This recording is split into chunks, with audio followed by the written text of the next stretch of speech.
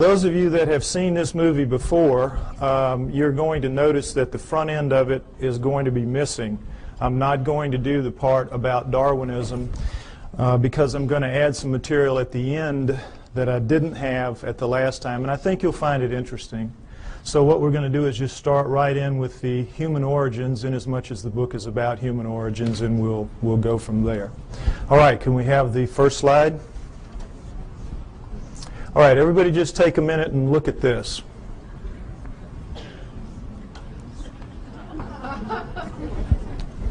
This is, wait, that's right, I don't need to do that. This is what we're all told is how we began as human beings.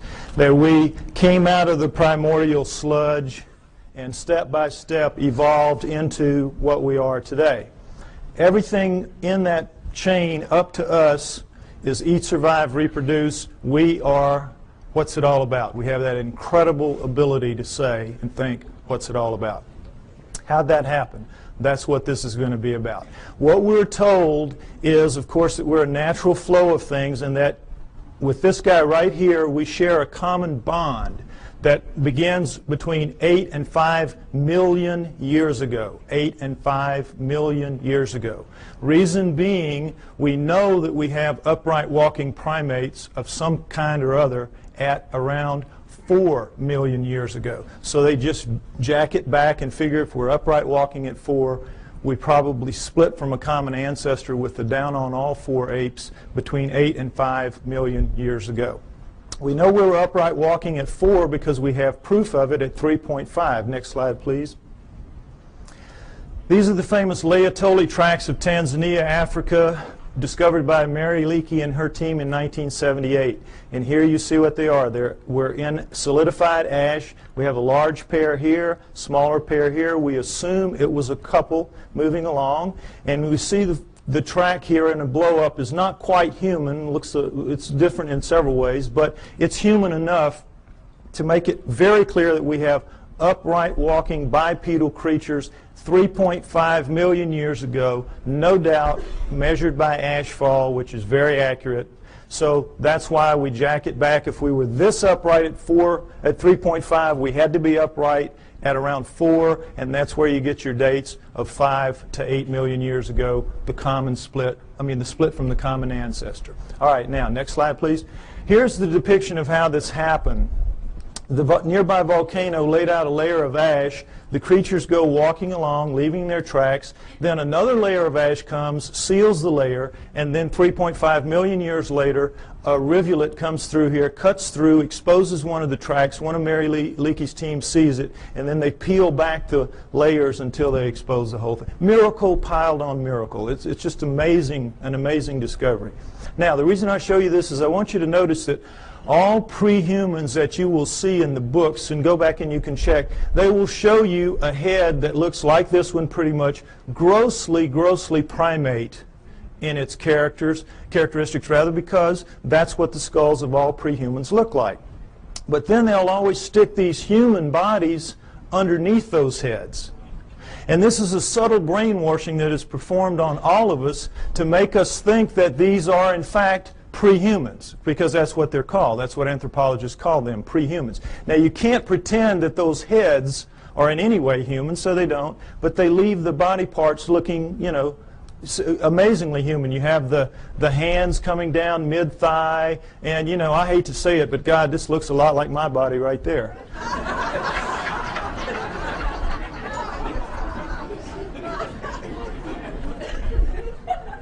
Point is, we're all being misled by these depictions, and notice them continually.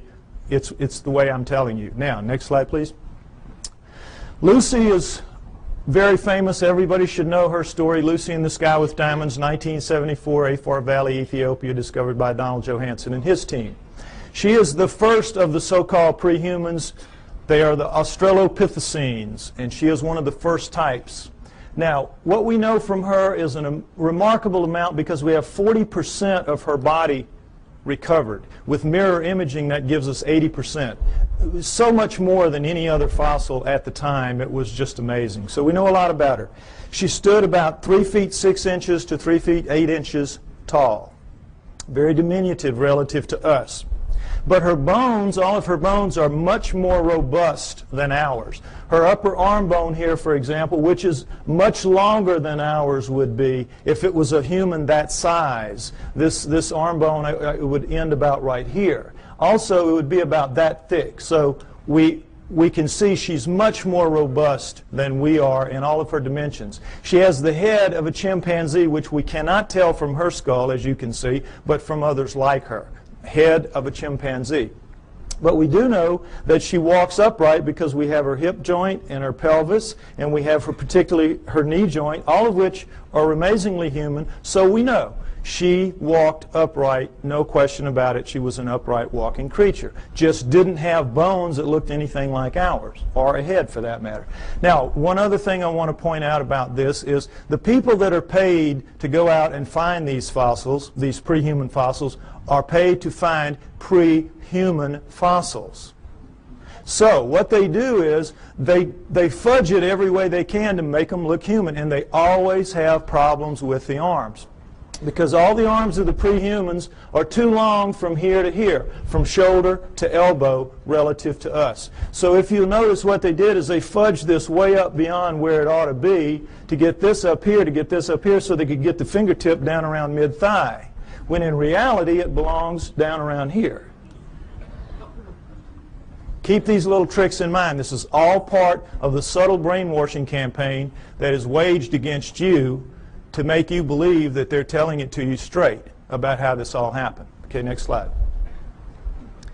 All right, as I said, these are the first four of the Australopithecines, and Lucy is one of the first kind, Australopithecus afarensis. We have Africanus, we have Robustus, we have Boise. All right, we have basically a pair of upright walking chimpanzees, upright walking gorillas. You can see that length of face, width of face, and sagittal crest, which modern gorillas have. It's that ridge of bone where their muscles attach to the tops of their heads. So from 4 million years ago to approximately 2 million years ago, we have a pair of upright walking chimps, a pair of upright walking gorillas, and that's it. Okay? Now, at 2 million years ago, we have a transformation. We are told it is a transition, that somehow the Australopithecines segued into the next creature, which is Homo. Homo meaning man. You will see they are indeed more man-like than are the Australopithecines, which are clearly primates, upright walking primates. So, we have this changeover from Australopithecines to Homos. We're told that it is a transition, it is a transformation, as you will see with this slide. Next slide, please. Okay, here we go. Australopithecine, early Homo. Notice, if you will, this is not a transition. This would require 20 or 30 gradual changes to get in from this to this. It is an overnight change. It is just sudden. Boom. The Homos are here. I don't mean that like it sounds. Okay, next slide. All right, the Homos are here. Here we go. The Homo habilis, Homo erectus, Homo archaic, Homo neanderthal, and then Cro-Magnon, Homo sapiens, us. Notice Neanderthal man going back and through the Australopithecines don't look anything like us. Nothing. Here we sit right here. Another transition. Now remember, we had 4 million years Australopithecines, approximately 2 million years. There's some overlap in here. And then here, 120,000 years ago only, boom, here we are. Suddenly, overnight, looking nothing like anything that has come before. The bones of all of these creatures are much thicker than ours, just like Lucy's were. And in every way, the shapes are dissimilar. They do not have, it's hard to tell looking straight on, but they have no foreheads. Their foreheads go straight back off their huge brow ridges, neither of which we have. We have nice forehead here. We have no brow ridges. Huge, round, nocturnal vision eyes. So did the Australopithecines. These are primate eyes. Primates have this kind of eye. Huge, wide nasal passages indicating a big flat nose spread across the face. We've got our little uplift of bone sticking our nose off our face. We have rectangular, small, reduced eye sockets, very poor night vision. A dramatic change has occurred. The upper jaw sticks off the face. Ours squished in. Nothing like us. Next slide, please. Profiles show the degree of change is startling. Prognathous mouth, no chin. Prognathous mouth even more so. No chin, and then suddenly flat mouth, nice chin. Look at the change through here. Australopithecine, Homo erectus, Cro-Magnon. This is as big a leap from here to here as from here to here in anatomical terms. A light year. A light year. This is not a transition. These are transformations, despite what you are told by anthropologists. Next slide, please. Now, am I making it sound my way just because the heads go that way? No, let's look at a whole body. This is a Homo erectus called the Lake Turkana boy. Homo erectus, Lake Turkana boy. Now, notice, if you will, this guy's about 12 years old. His molars have not erupted yet. He already stands 5'8". He's going to grow to 6'6", maybe 7 feet in adulthood. We don't know how they grew. But already at 12 years old, he is a physically robust creature. Every bone in his body at 12 years old is far more robust, thicker, stronger than any bone in Arnold Schwarzenegger's body today. True. Now, why do you, notice too, if you will, the length of his upper arm. And he has some shoulder socket here, so they had to put it in the right place, so that forced them to put the fingertip pretty near where it belongs. It belongs a little bit lower, but pretty close. Now, what are bones like this all about? What's the deal here? Why are they so robust? Your bones are a function of the torque your muscles can generate. Your bones have to be able to withstand the pressure that your muscles can generate. And if not, your muscles would break your bones. So when you're looking at bones like this, you're looking at an incredibly powerful creature. What are you looking at? You're looking at primate bones, primates of the earth. This is how the primates are built. Gorillas, chimps, right on down the line. They are incredibly strong relative to us, are the primates. 5 to 10 times pound for pound. They can come, they'll come right out of the mother's womb, reach up, hands and feet, hook onto her belly, and she walks off. And they can hang on. Anybody's had a pet monkey knows what I'm talking about. Next slide. Okay, this is a chimpanzee minus its hair due to disease, so you can see the musculature in here. And the strength of these things is amazing. Amazing. You could take a male chimp like this, not a gorilla, and put it in a room with Mike Tyson. It's a battle to the death, and they both understand that. 2 or 3 minutes, this chimp is walking out. Now, he may be missing an ear or two.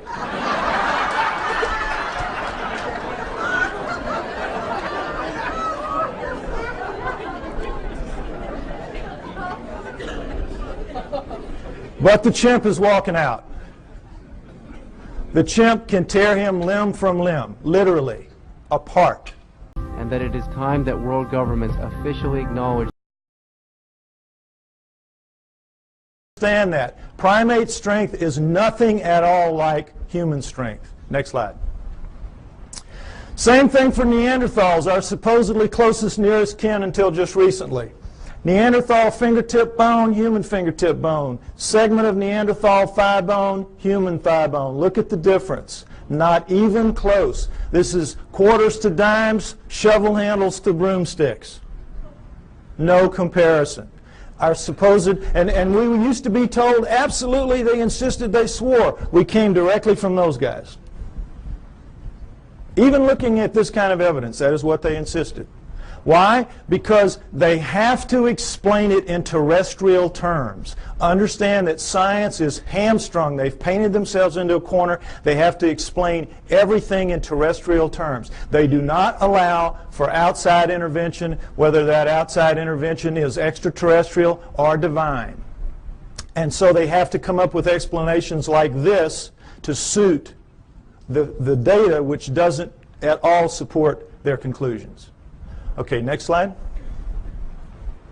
All right, here's the drawing that shows it a little more accurately what the prehumans are vis-a-vis the humans. Notice that in the drawings the hands are down pretty much where they belong relative to ours. Also notice the rib cages are the upside down funnels of primates in the prehumans as opposed to ours. What's the situation there? Well, you can't tell it very well from here, but all of the prehuman heads are stuck on their bodies like that. The way primates are. Their heads are down in on their shoulders. Only we have that elevated neck sticking our head up off of our torso.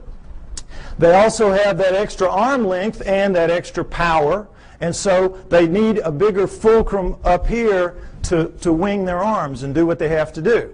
So all of that extra muscle mass plus the head torque down in there squeezes out the room, and so you're going to get that pinched off triangle that primates have. And we, with our shorter, lighter arms and lighter bones, we don't need all that muscle mass, and we got our heads sticking up, so we have a completely different rib cage. I want you to understand that.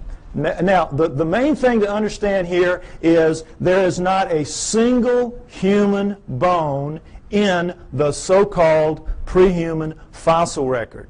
The main thing I want you to understand, there's not a single human bone in the so-called prehuman fossil record. And guess what? Anthropologists will not argue the point with you. An idiot can see it. An idiot can see it. All you got to do is point it out to them. Well, they know that. So they say, you're right, you're right. There's not a single human bone in the prehuman fossil record, even though we insist that these are indeed prehumans. The reason we can get away with this is because we're going to put somebody right in here that's going to show a transition between these guys, and that is the missing link, the famous missing link. You've all heard about that. This is what it is. This is the thing that's going to stand right in here and miraculously show a smooth transition from this to this. Well, I tell you what, if the missing link was here today, he would need about 20 or 30 cousins standing right beside him, showing enough gradual transition to make this plausible. You don't just get one missing link. You need dozens to make this theory work of gradual transition, the Darwinian paradigm. And they don't even have so much as a fingernail, not a fingernail, of the missing link. Which leads us to conclude that Charles Darwin is a blowed-up peckerwood.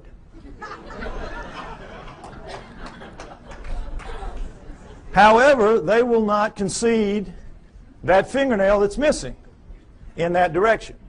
Darwin's still intact, everything's still okay. Missing link's going to show up. It's been 140 years, not yet, but he will show up. Okay, next slide. All right, the throat thing, I want you to get that clear in your mind. Notice, if you will, this is a standard primate throat, and of course this is our throat. A complete redesign, complete. Not least of which is the fact that they can breathe and eat and swallow and drink at the same time and not choke. We, of course, you know what happens when we do. The peas come out of our nose when we start coughing. Okay, so the point is that primates with this kind of throat can make tremendous amounts of noise. Anybody's been to a monkey house or, at the zoo, you know what I'm talking about. Hoops, hollers, screams, howls. They know no limits. They can just puncture your eardrums, some of them, howler monkeys particularly. But they cannot do the thing that we can do with our throats, which is what I'm doing right now, this minute. Break those sounds into little bitty pieces. It's called modulating. They can't modulate. They can't speak. And try as we might to teach them to speak, and we do. Coco, they've been working for her, 20 years now? Up to maybe 3,000 words. You could put her in a third grade class and she could probably be valedictorian. But she can't speak. She can't speak, and she's never going to be able to because she doesn't pack the gear, as they say in the military. She doesn't pack the gear and never is going to. No primate is. We are completely different and completely special because of it. Next slide. All right, now, so here's what we're left with. This supposed smooth transition right on through from the early ones to the later ones, including this. Now you can see, I hope, that all that's really happening here is the brains are getting bigger. And it's harder to tell because the Neanderthals and the archaics, their brains are expanding back here in what's called an occipital bun, but they're getting bigger every step of the way. It surprises most people to find out that Neanderthals had bigger brains on average than we do. 1500 cc to 1400 cc. Bigger brains than we have, Neanderthals. We shrunk somehow and got so much smarter. Figure it out. Point is that we're told that all these guys went extinct at 30,000 years ago because that's when we see the last Neanderthal. That's when we find the last Neanderthal fossil, 30,000 years ago. Okay, so they went extinct and that's it, and we're left behind. We were told for a very long time that we appeared at 30,000 years ago. That Cro-Magnon appeared right as the Neanderthals ended, so it was a real nice fit. You know, we appeared somehow, we killed them all, and that was it. Transition, we took over the lease, and that was it. So, the reality then later proved to be that these guys existed at least 120,000 years ago. These guys existed down into 30, so you got this huge overlap of nearly 100,000 years where they're living basically side by side on the planet and not killing each other off. So that one kind of went out the window, so they said, all right, so we didn't evolve from the Neanderthals, we evolved from the Homo erectus. You saw the Lake Turkana boy and how much we look like him. We evolved from him now. That's the new theory. Okay, you can see the problem. Now, did this really happen? Did they all go extinct? Well, why would they go extinct? No natural predators. Meanest dudes in the valley. They can take a lion on head to head and tear it apart. That's how strong they are, and that's how big they were. So what would make them extinct? Could we do that? Yes, we could. We are vicious little buggers. We are smart. We hunt in packs. We are pack animals. We're hyenas. We're two-legged hyenas. And we have a savage territorial imperative. Together, we could kill any of them. One-on-one, they just pop our heads off like a pimple. Understand that. So, given that, what if what we did was instead of driving them to extinction, we just drove them where they don't make fossils anymore? What if that happened? Is that a plausible scenario? Let's take a look at it. All right. Let's look at the Earth first, where these guys will live. And the Earth is divided into ecological niches. Ecological niches. You have the prairies, the savannas, the grasslands, the lightly wooded areas, primo niches. That's where everybody like us would like to live. You know, it's comfortable. The not so nice niches are the heavy, deep, dense forests, jungles, swamps, bad places like that, where we kind of live on the edges, but we don't really live in the heart of darkness. We think we do, but we don't. So, what if these guys lived in the primo niches, which they did because they were leaving fossils? And guess what? You leave fossils in the primo niches, in the prairies, savannas, grasslands, lightly wooded areas. Why? Because it's very unique that a fossil gets formed of this kind, because you have to die in very specific circumstances. You have to get caught in a flash flood so that your body is washed away, covered up by mud, so predators can't get you. Your flesh rots off, the minerals leach into your bones, and you become stone and you become a fossil. Or you get killed at the water hole. One day you're really tired, you're really hot, you're not paying attention, you go down to drink, the lion jumps on your back, kills you right there at the edge of the water hole, and then the wildebeest herd comes up behind him, run him off, stomp you down into the mud, and now same process. You're covered by mud, your flesh rots off, your bones are, the minerals leach into your bones, and you become a fossil, and that's it. And that's pretty much it.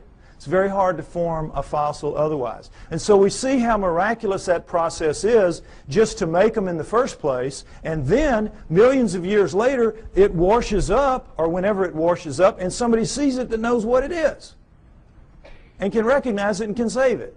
It's miracle stacked on miracle. That's why they're so few and they're so rare and they're so precious, because of that. Now, understand this, that in the deep woods and jungles of the world, they don't make fossils. Doesn't happen. You get your water out of the environment. You don't have a water hole. You get out of your food and things like that. It will surprise you to know that there is not, to this day, a single solitary fossilized bone of a chimpanzee in the world that we know about.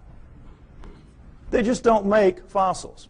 So, instead of them all going extinct, Why don't we just postulate that they lived in the primo niches? This guy arrived sometime prior to 120,000 years ago when he starts leaving fossils. And he issues an eviction notice to all of these. Get out of town. We're here. We're taking over. And they do. And there'll be some skirmishes. They'll kill a few of them. And these guys, you know, they're not that stupid. They'll figure it out. These guys are bad news. We got to move. And because they're adapted to the planet, we've seen the millions of years they're here. They're adapted to this place. They can go pretty much anywhere they want to. And so they do. They just walk until we don't chase them anymore. And that's into the deep woods and the jungles of the world. And if that scenario is true, and I postulate that it is, then it would explain the hundreds and thousands of stories that we have from around the world of what? Upright walking, hair-covered creatures living in the deep forests and jungles of the world, every continent except Antarctica. The hominoids. It explains the hominoids. You with me? Okay, next slide. Let's take a look at a hominoid. Here we go. This is a statue of a Bigfoot Sasquatch type, carved Willow Creek, California. This gentleman's about 5'7". I'm 5'11". You can figure that if that thing was here, his head would be up about right here. Okay? There are 4 kinds of hominoids. 4 kinds. We know of 2 in the West primarily. Sasquatch Bigfoot, this kind. Abominable snowman Yeti, and then there are 2 other kinds that are dominant in other parts of the world that we don't know very much about, the Almas and the Agagwes. Okay? Now we're going to go over them. They're pretty much the same except for size. All right. The Bigfoot Sasquatch kind, as you see, 7 to 10 feet tall, 700 to 1,000 pounds on average. The giants, the big ones, the ones you hear the most about. The abominable snowman Yeti, man-sized, 5 to 7 feet tall, 300 to 600 pounds, lives exclusively in the Himalayan ranges as far as we know. Taken together, those 5 ranges are as big as the United States, plenty of room to roam, but they are not on all continents. The Bigfoot Sasquatch kind is. The 3rd kind, Almas, the Almas. They are found primarily in the mountains of southern Russia and western China, the Pamirs and the Caucasus, and the Altais and the Tian Shans. But they are also elsewhere in the world, including in the United States. Man-sized again, 5 to 7 feet tall, 300 to 600 pounds. 4th kind, the Agagwes, about 4 feet tall, weigh about 200 pounds, the pygmies of the group. All right? Now, you might remember, ironically, there were 4 Australopithecines, 4 early Homos, and what a surprise, there are 4 types, basic types of hominoids.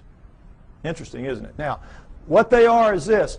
The Bigfoot Sasquatch kind live in what is called lower montane forests. Now, in mountainous terrain that are covered by trees, and if you've done any flying in the Pacific Northwest, you know what I'm talking about.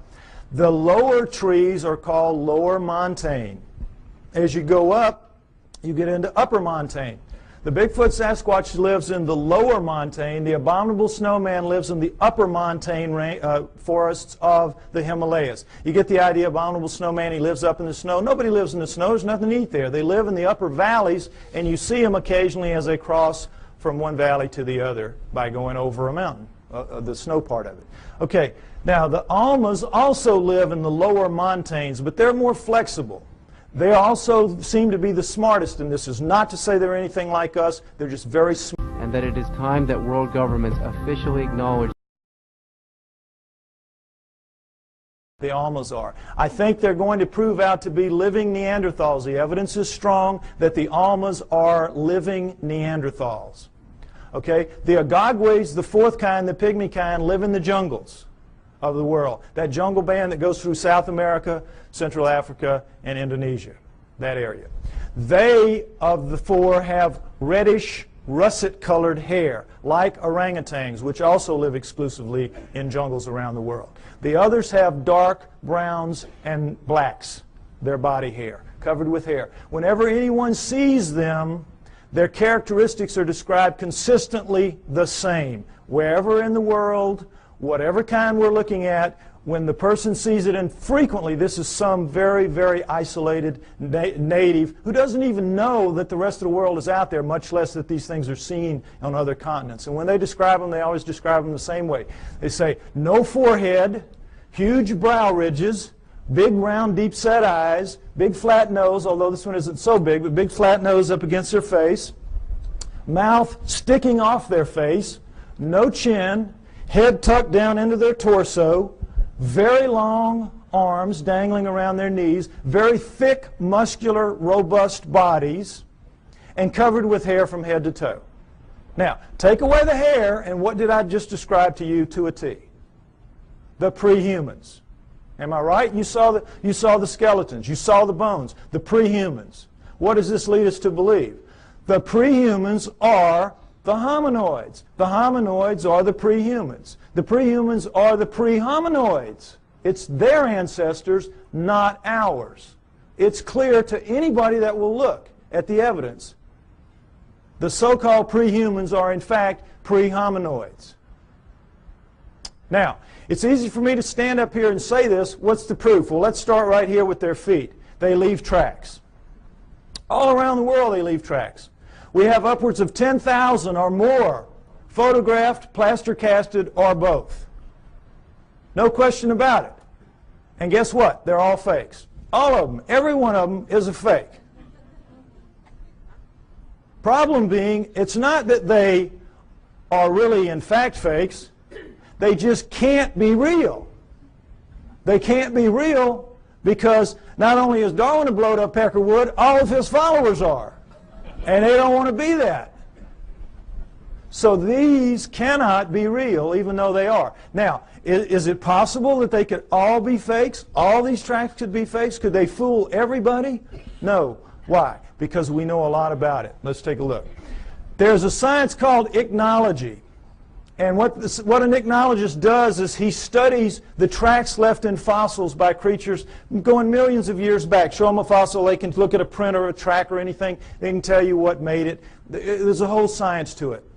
If you go back into prehistory, all of our primitive tribes, the one thing you had to pass on to your children was how to read the tracks in the area and know what they were, so that they could feed their family out of the environment and so they could keep from feeding some wild animal's family.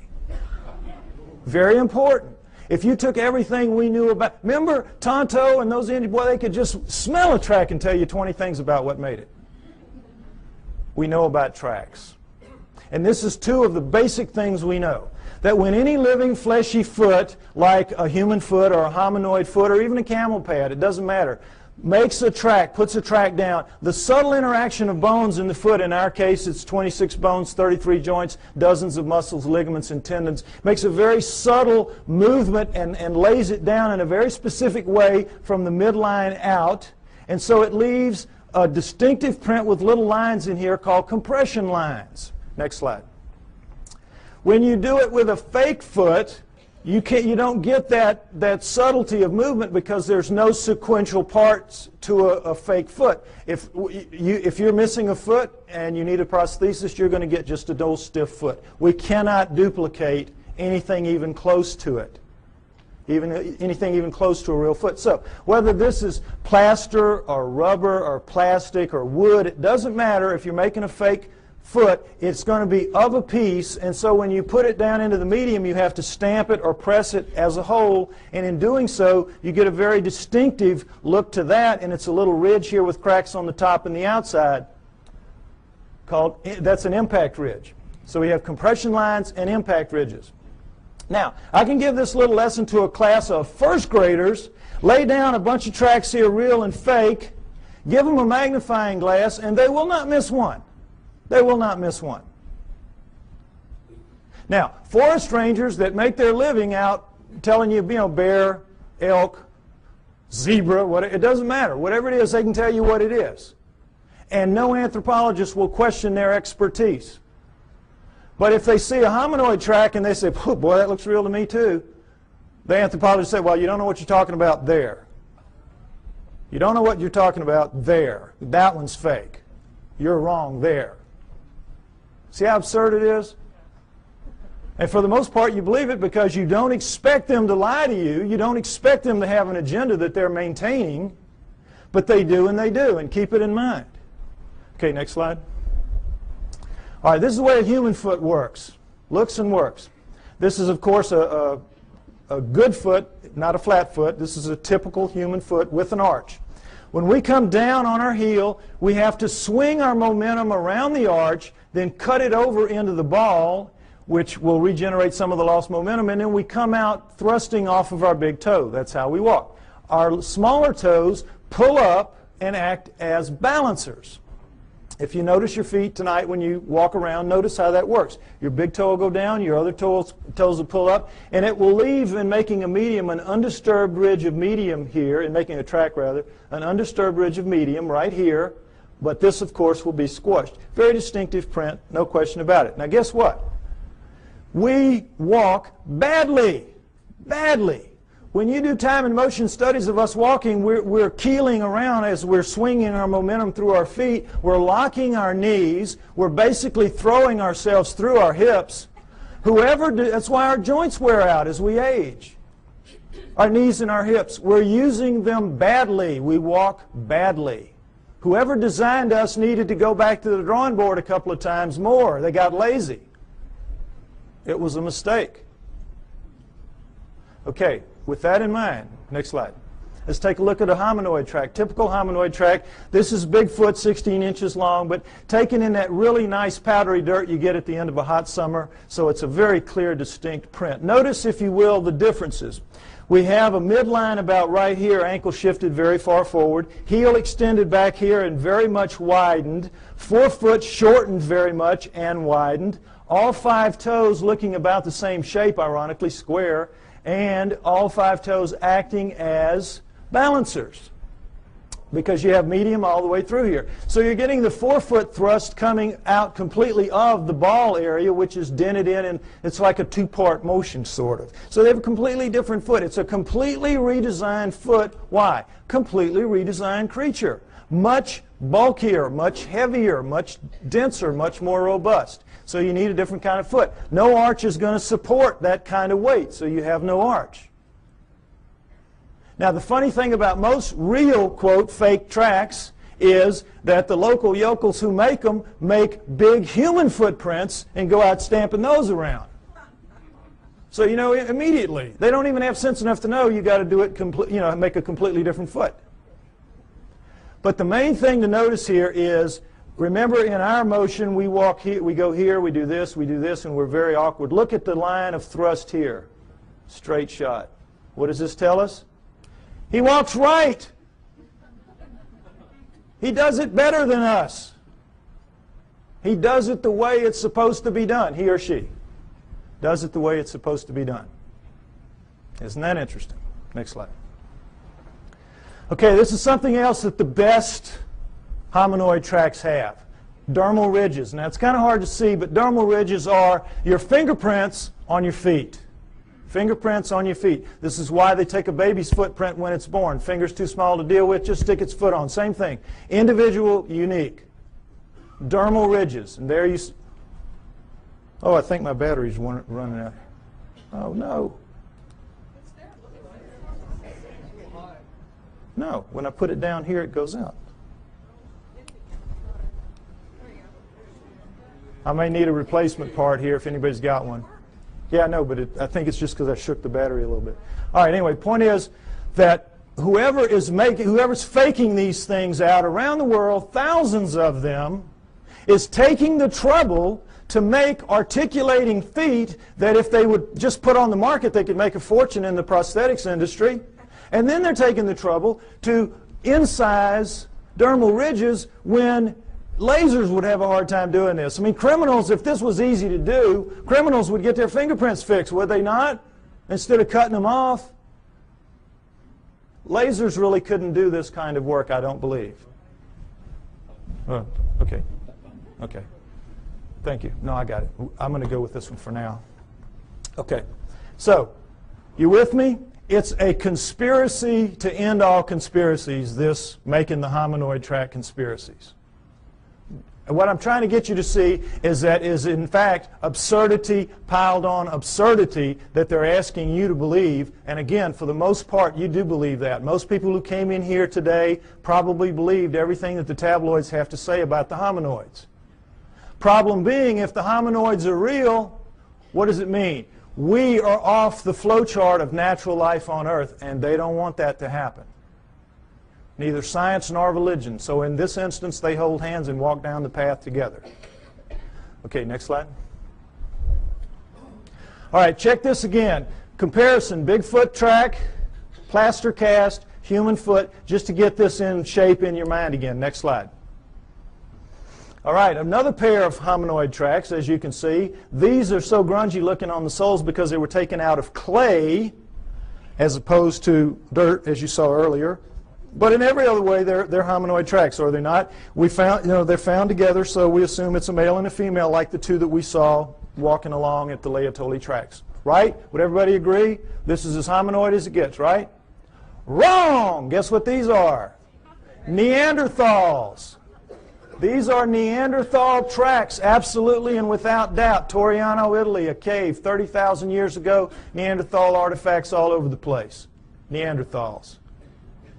Bona fide. Now, what does this tell us? It tells us that the Neanderthals, for sure, are hominoids because they got hominoid feet stuck on them.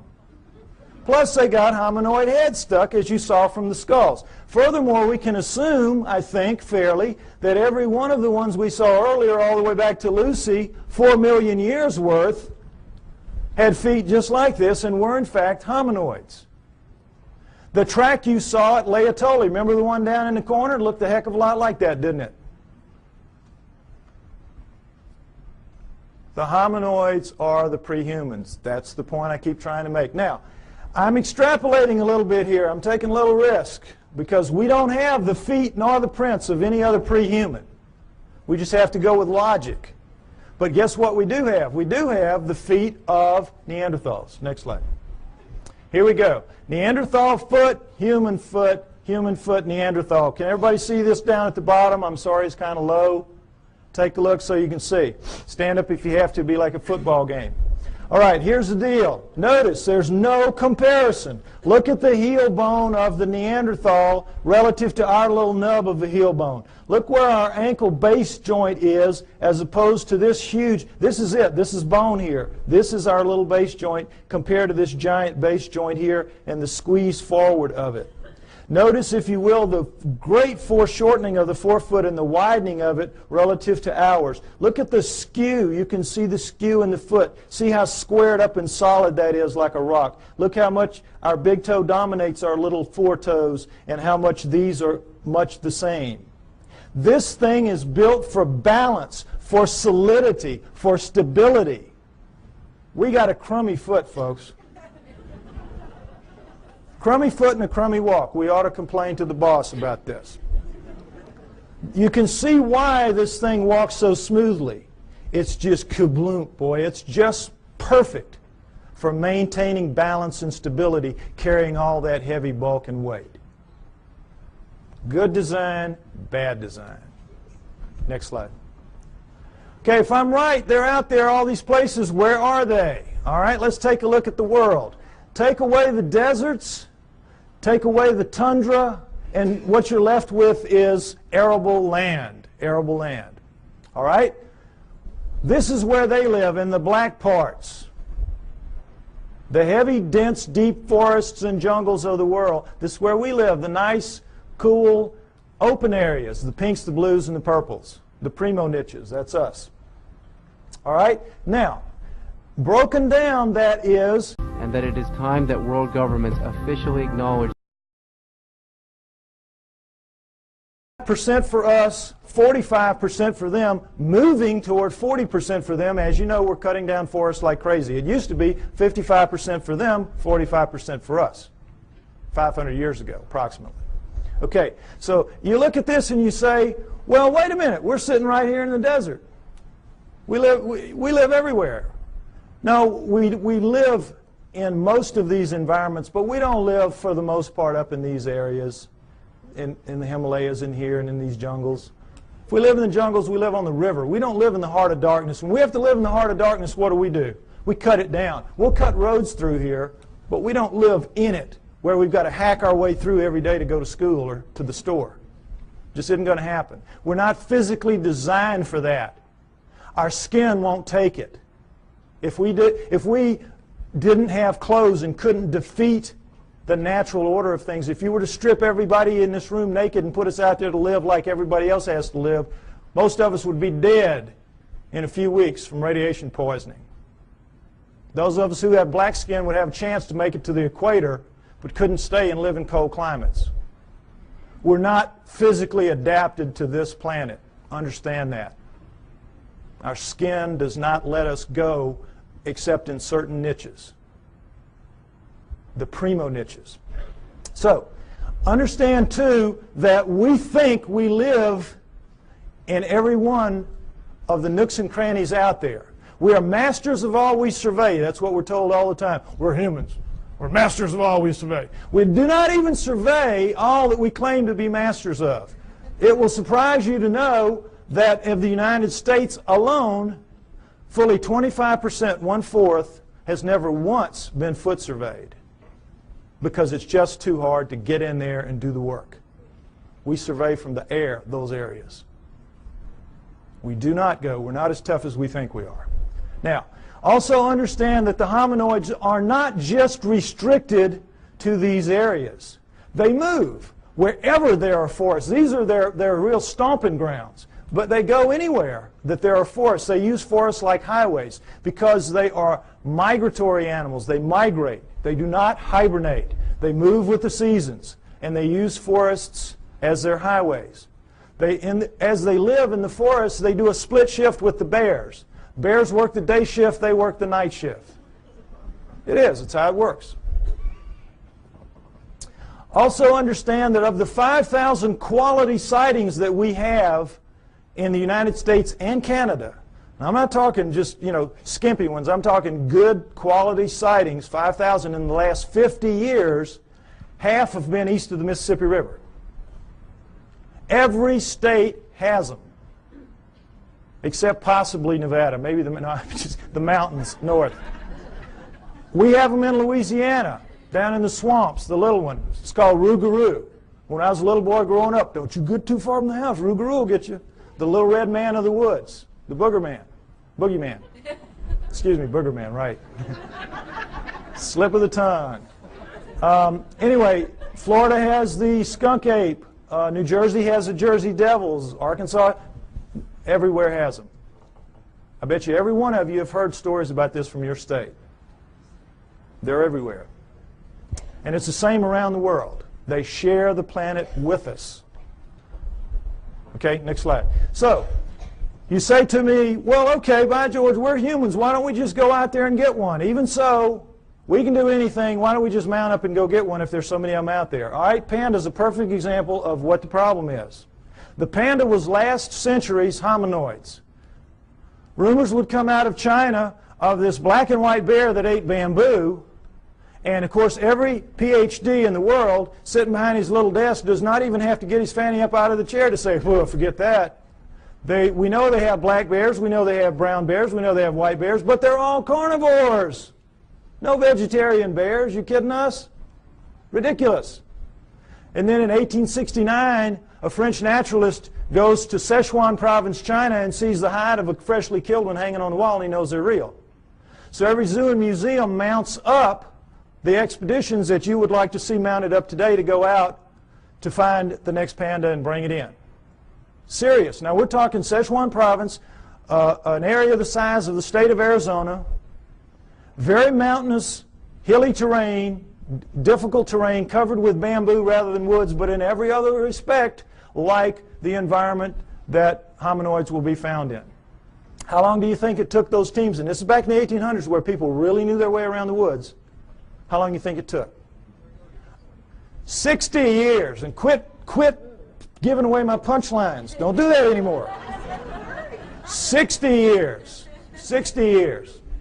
Those of you who've seen the movie, do not give away the punchlines. Okay. Now, it sounds like a gross exaggeration And it is. They only looked for about 30 years. This is where Ivy made the mistake. They only looked for about 30 years, and then they gave it up. And they said it has to be extinct now. And then 30 years later, Teddy Roosevelt's sons are out there doing some sport hunting, and they kill one. Okay? So then they mounted up again, knowing that it's for real now. And because they had learned so much in the interim, they began to get them. And over the next 20 years, they brought in 6. And we have the panda craze, that we have today. But even to this day, they're extremely difficult to go out into the wilds of Sichuan province, China, and bring in a wild panda. Now, what is the panda doing that makes it so difficult to get one? Well, as you can see, it's very brightly colored and stands out very distinctively against its green background. It lives during the day. It eats a very restricted diet, bamboo. It's very slow-moving. You see them move in zoos. They're as stupid as a bag of hammers. They can't even reproduce in zoos. Can't even find each other or figure it out. I mean, how stupid do you have to be? Anyway, the point is, they're not doing anything. They're living their lives, and the problem lies with us. We can't hack it in their world very easily. We think we're masters again of the world. We're not. We're not. And where they live is where the hominoids live. And the hominoids are bigger, faster, stronger, operate at night, eat anything in their world. They can hear better, see better, and I'm absolutely sure think better than we can. We're not going to just mount up and go get one because we've tried it many times and it hasn't worked. We're only going to see them by accident, encounter them by accident. And that's when it happens, and it happens a lot. We have good evidence on record of these encounters. Next slide. We're going to go over a few. The famous Patterson film. Roger Patterson took a film of a female hominoid walking along a creek bank in 1967, October. You all saw this, well, not all, but some of you saw this recently on a television program called World's Greatest Hoaxes. All right? That itself was a hoax. That program was a hoax. I wrote a long email about this, and it's on my site if you'd like to read it, www.lloydpye.com. It's a defense of the Patterson film showing what they did not talk about in that program, trying to make this film look like a hoax and pick on it, as people will do occasionally. There's no doubt that this is a bona fide film for a number of reasons we're going to go over. All right. First of all, it was a bright sunny day, as you can see.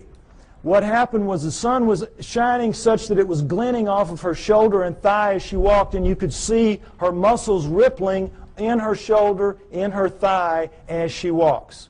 In good slow-mo close-up, you can see that, which they did not provide in that program. All right. If that's a person in a suit, the suit has to be glued to naked skin. In the gluing process, you lose that flexibility, that ripple. The only thing that looks like this does in this film is real skin over real muscle working. So we could stop right here. It's real just based on that. Right there. But we don't have to stop.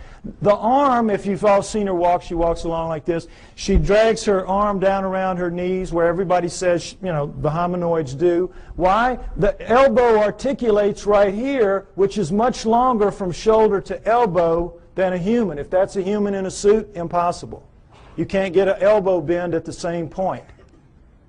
So we could stop right there. Solid proof that that's not a human being in a suit. But furthermore, Jerry Romney, the guy they said was in the suit, they stuck him with breasts. What would they do that for? Why go to the problem? Why go to the trouble? As she walks along and she turns back to face him, you see the breasts sway, and she takes a couple of steps, and you see that nice jiggle that we all know. If it's a person in a suit in 1967, it's going to be those early silicone jobs. Remember those?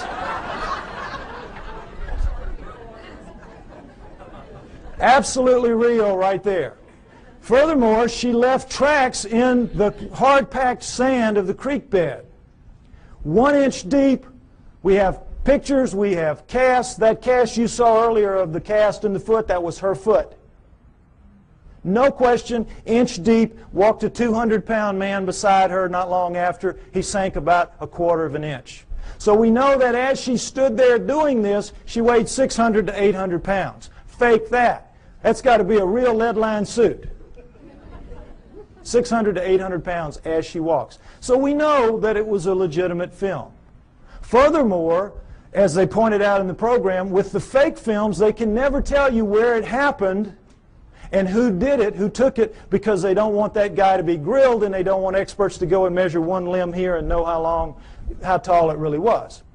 What Patterson did was he went right out fast as he could and begged every expert in the area that he could call, every anthropologist and zoo person, come out, bona fide sighting, please bring dogs. And you don't want to bring dogs because these things have a very powerful body odor that even tracking dogs will recoil from. If it's a person in a suit, it's like the suit's not even there. The dogs are after it. Patterson did, of course, no expert came. Needless to say, they never do. You can't get them to go because they know what will happen. A young man named Grover Krantz went out early in his career as an anthropologist, took a look at one, and he said, it looks real to me. And it's 30-some-odd years later, and I think he's still trying for tenure. They've made a tremendous example out of Grover Krantz for what happens to people who side with the enemy in this issue, which is a very volatile, very sensitive issue. Okay? So no experts would come, needless to say. Patterson did everything right that he could except film something that could be real. Other than that, he was great. Okay, next slide. A man named Albert Ostman, picture taken in 1957, talking about an event that occurred to him 33 years earlier in 1924 when he was a young man, a timber cruiser in the woods of southern British Columbia. He's taking some time off. He's out looking for gold mines, lost gold mines. He's sleeping in his sleeping bag one night, and suddenly Big Hand picks him up, shoves him to the bottom of the bag, slings him over its back like Santa's bag of toys, and scoops up his camp stores with the other hand and walks off with him. He is captured by a Bigfoot. He has marched for about an hour. He's got barely enough room at the top of the bag to breathe. The hand couldn't get quite around the bag, so he had enough room to breathe, but he's stuck down the bottom of it. It dumps him out an hour later or so, and he's in a 10-acre basin of high rock walls where he can't get out, and there's one opening opposite where he is, and over there is the den of the living quarters of the male Bigfoot that got him, his mate, and their two offspring, a young male and a young female. And Albert Ostman stays with them for 6 days before he can figure out a way to escape, which is very funny, very clever. Not going to go into it. Takes too long to tell. It's in the book, okay? But he gets away. The point of the story is not how funnily he escapes, but that he doesn't tell anybody for 33 years. Keeps it to himself, thinking everybody would think he was crazy, which they would do. And then in 1957, he reads an affidavit in a paper by a man who saw one picking berries, and the man said, if anybody has an experience like this, would you share it with me? So Ostman writes him a letter and says, that's what happened to me. Well, when people found out what happened to him, the roof fell in on the poor guy. Experts came in from all over the world. He had to take lie detector tests up the wazoo. You know how it works. And so you know that when you're telling a story, a long, detailed story, and it's a lie, you can't keep the details straight. You're going to goof it up, and they're going to figure it out sooner or later you're telling a lie. He never goofed up. He passed all his lie detector tests. No, anybody that had anything to do with him, just read the testimonies, say he was absolutely A+ straight-up guy, telling a true story. Next slide. The famous Minnesota Iceman. Icechild is more like it. This was a juvenile Bigfoot killed by a man named Frank Hansen in the woods of northern Minnesota. Ironically, in 1967, the same year that Patterson filmed his Bigfoot 2,000 miles away. All right, now, Frank Hansen shot it in the back, blew out that nice hole in its chest, dropped it, severed its spine, dropped it down. It pulled its arm up to protect its face from him, as you can imagine, shot it through the wrist, through the left eye, blew the right eye out onto its cheek, and blew out the back of its head. Coup de grace, killed it dead. At that moment, 1967, Frank Hansen could have changed history. He could have taken this thing, crammed it down the throats of science, and we would not be having this discussion today. We would all accept hominoids as a reality. And that it is time that world governments officially acknowledge. No problem. But Frank Hansen was not that kind of man. The kind of man he was, he saw the opportunity, he bought a 7-foot floor freezer, he threw the body in there, he filled it up with water, he froze it, he put a piece of plate glass over it, and he took it around to shopping malls and county fairs for about 12 years, from about 1968 to, about 1968 to about 1980. Did anybody here besides me see it when it was out? There's always people that saw it. Okay, so they can tell you that it was the real deal. Okay? Now, what you saw if you went and paid your buck to see it was this thing laid out, and you could see it's kind of snowy, milky ice right here, but where you could see it was like glass. It was like air. It was clear. You know how ice can be. So, you could see very clearly that this was an ex-living dead thing laying in front of you. But don't take my word for it. Take the word of a man named Ivan Sanderson. When Frank Hansen was trying to get publicity for this, he allowed Ivan Sanderson, a true zoologist and a great cryptozoologist, to study this thing for 3 full days. Very powerful lights, the whole works. And Sanderson wrote this tremendously detailed technical report about it, much of which I quote in the book. You read that, you will know the man knew what he was looking at from a technical zoology standpoint. I'm looking at it just with layman's eyes when I'm a young man, but they're perfect eyes, astronaut eyes. So I'll tell you what I saw. What you could see, what anybody could see, because the knees were almost to the top of the glass, is that every hair, you know how hair floats in water? This is not our hair, this is primate hair, 2 to 3 inches long. It's sticking off, it's like a pincushion off its body. You can see right down to its skin wherever you look. And wherever you look, you're looking at what amounts to a small pencil lead hair, round. Tucking into a pore, perfectly tightly round. Wherever you look, millions of them, wherever you look. Now, what we're told is this was just a wax and rubber dummy made up by a charlatan who was out to just take advantage of people, right? Ask anybody who works in the wax museum business, and they'll tell you the one thing you can't do well is hair, because to get the hair right, you got to punch it in with a tool, and you got to pull that tool out, and it's going to leave a little nick mark around the hair. None of that in this creature. None. But the thing that really impressed me the most, and I'm sure everybody else will verify this, is, you know when you kill a deer or something, you let it bleed out, but for a long time after it oozes that pink kind of fluid. You scrape your elbow, for women who don't deer hunt, scrape your elbow, you know, and after a while you're still oozing that pink sticky stuff. Well, it was still doing that when he froze it, when he put the water in. So as the water was freezing, that stuff was coming up in tendrils, ribbons, pink ribbons of that sticky oozy stuff, coming out of every wound, out of there, out of the mouth, out of the nose. You know when you have a traumatic head injury, you bleed out of your nose and your mouth as well, out of both eye sockets, out of the wrist. Little pieces of bone were sticking out of the wrist. Every one of those, and those ribbons went from down as deep in the holes as they could get up to the surface, and they spread out in little pools, little circles at the top of the ice. Now, I defy anybody making a fake to even think to do that, much less pull it off and make it look so real.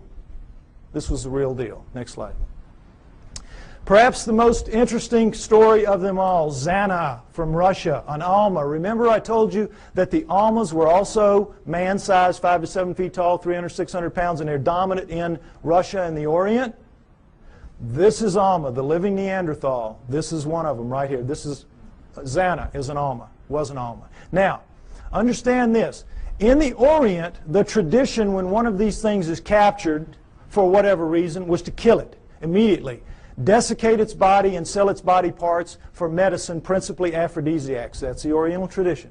In the Russian area, though, when they would be captured, male or female, they would be used as slaves. Physical slaves. Held, spirits broken in these primitive villages where they would be, and they would be used to carry wood, fetch water, do the haying. All the heavy work nobody really wants to do, make the slave do it. And so that became their fate. And for females, another aspect of it was they had to become the sex slaves of the men of the area. And that was one of the other great advantages to having a female. And so this is the fate that befell Zana in about 1850. She was captured as an adult in 1850. We do not know how old she was. She was an adult. She was taken to the village of Takina, where they kept her in a hole for about 3 years until her spirit was broken enough to let her wander around. She was dependent on them for food, and then they began to train her to fetch wood, fetch water, do the things that she had to do. And she became like the village pet for 40 years. She died in 1890. Now, how do we know this? Because in the Orient and Russia, they don't have the same tradition that we have. They're very old countries. They've been living with this for a very long time, for centuries. They know they're real. They send researchers out taking information about it. They send teams out trying to find them, or they used to when Russia had money. They don't now. But this was done in the mid-1960s. mid-70s. Excuse me, I'm sorry, mid-1960s. This research was done in the mid-60s. So, in the mid-1960s, this is an area of Kazakhstan where she lived, where people live very long lives. You know those places in the world where people live up around 120 years old? So they had over 100 people above the age of 80 that had known her quite well in their youth. There were 10 still alive who had attended her funeral.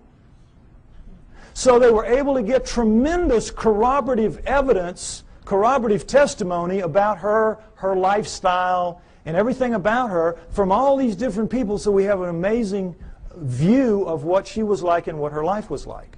Again, a lot of which I go over in the book. But the main thing is that she never learned to speak, but she learned the language. They could talk to her and she'd know what they meant. And while there, she gave birth 8 times to hybrids with men of the village.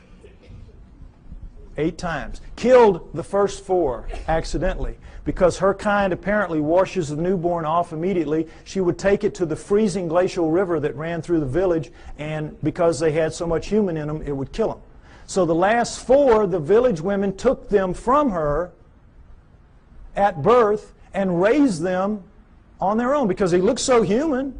And every pair of hands was very valuable in one of those primitive villages like that. And so they raised them up, and they became Russian citizens.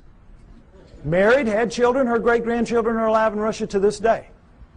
I know, it's an amazing story. Now, what do people say about her children? Well, everybody said that they were indeed taller than most, bigger than most, a little more robust than most, but not giants, not superhumans, just strong, you know, big and strong people. Darker skinned than most, but not truly Negroid. Hair like, you know, everybody, but not covered in hair like she was.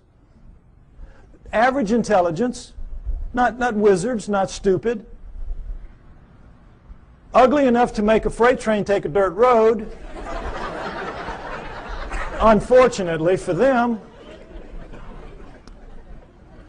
But they could speak. That's the key. They could all speak. They had very high-pitched voices, but they could speak, which allowed them to integrate into the community as humans, even though they were clearly not quite humans. So the researchers were real excited to get all this information. It's like, wow. And they knew where she was buried. She was buried in the village cemetery. Unfortunately, this is a Muslim area. They don't mark gravestones there.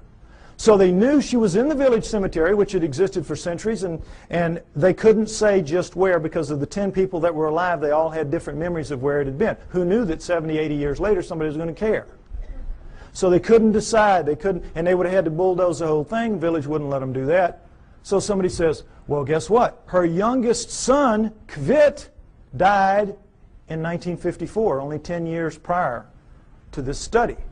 So they said, we know where he is. We'll let you dig him up. So, boy, they dug him up. Her youngest son, Kvit. Now, before we look at his skull, I want to say again, remember, Neanderthals had bigger brains than we did, and they carry them, we do rather, they carry them in a bun in the back of their head called the occipital bun. All right, let's take a look at Kvit's skull. Here you go, right here. Notice, if you will, that's a remnant of an occipital bun right there. Notice how much of a forehead he doesn't have. Look at the size of these brow ridges. Look at that eye socket. Is it starting to look familiar? Look at the size of that nasal passage. Look at the size of these teeth. Look at the size of that jawbone. Look at the size of the cheekbone. But look at that chin. Allows him to speak. This is an ugly dude, kids. This is a Neanderthal, basically. This is a guy you do not want to meet in a dark alley. Now, what, of course, anthropologists say is that he is an extreme variation on the human norm. An extreme, real extreme variation on the human norm. But that's how they explain it. Okay, I ask you to take my word for it. Hominoids are real. They live with us today. They have always lived with us. It is their planet. They are the native, indigenous, upright walking primate of planet Earth. There was a split somewhere between the down on all four primates and the up on 2 feet primates, but we're not the one. The pre-humans are the pre-hominoids. Go with me on that. Now, if you do, what it means is, as I said earlier, we human beings do not have a place in the natural scheme of life on Earth. And that's a problem. So if we don't, where did we come from? Why and how did we start leaving fossils on the planet at only 120,000 years ago? All right? Unlike Alan, the speaker you saw earlier, and perhaps unlike some of the others you might hear later, I have my own opinion. I don't necessarily agree with him. You're here to evaluate what we say and decide on what you believe. I am a pro-Sitchin person, as you will see. Okay? I have studied, and in part 4 of my book, I base part 4 on the writings of Zechariah Sitchin and the ancient Sumerians, because, next slide, I believe that the answer to where we came from is, in fact, going to be found in Sumer, ancient Sumer. Modern-day Iraq, Tigris-Euphrates River, Zagros Mountains, the Fertile Crescent. And the Sumerians are the first great culture that we know to come out of the Stone Age. At around 6,000 years ago, they appear full-blown, boop, everything. Over 100 of the first that we attribute to a high culture the Sumerians produced. Now, logic would tell you, and certainly the Darwinian paradigm of simplicity leading to ever more complexity would tell you that the first culture out of the Stone Age is going to come crawling out of the caves on bloody hands and knees. Are they not?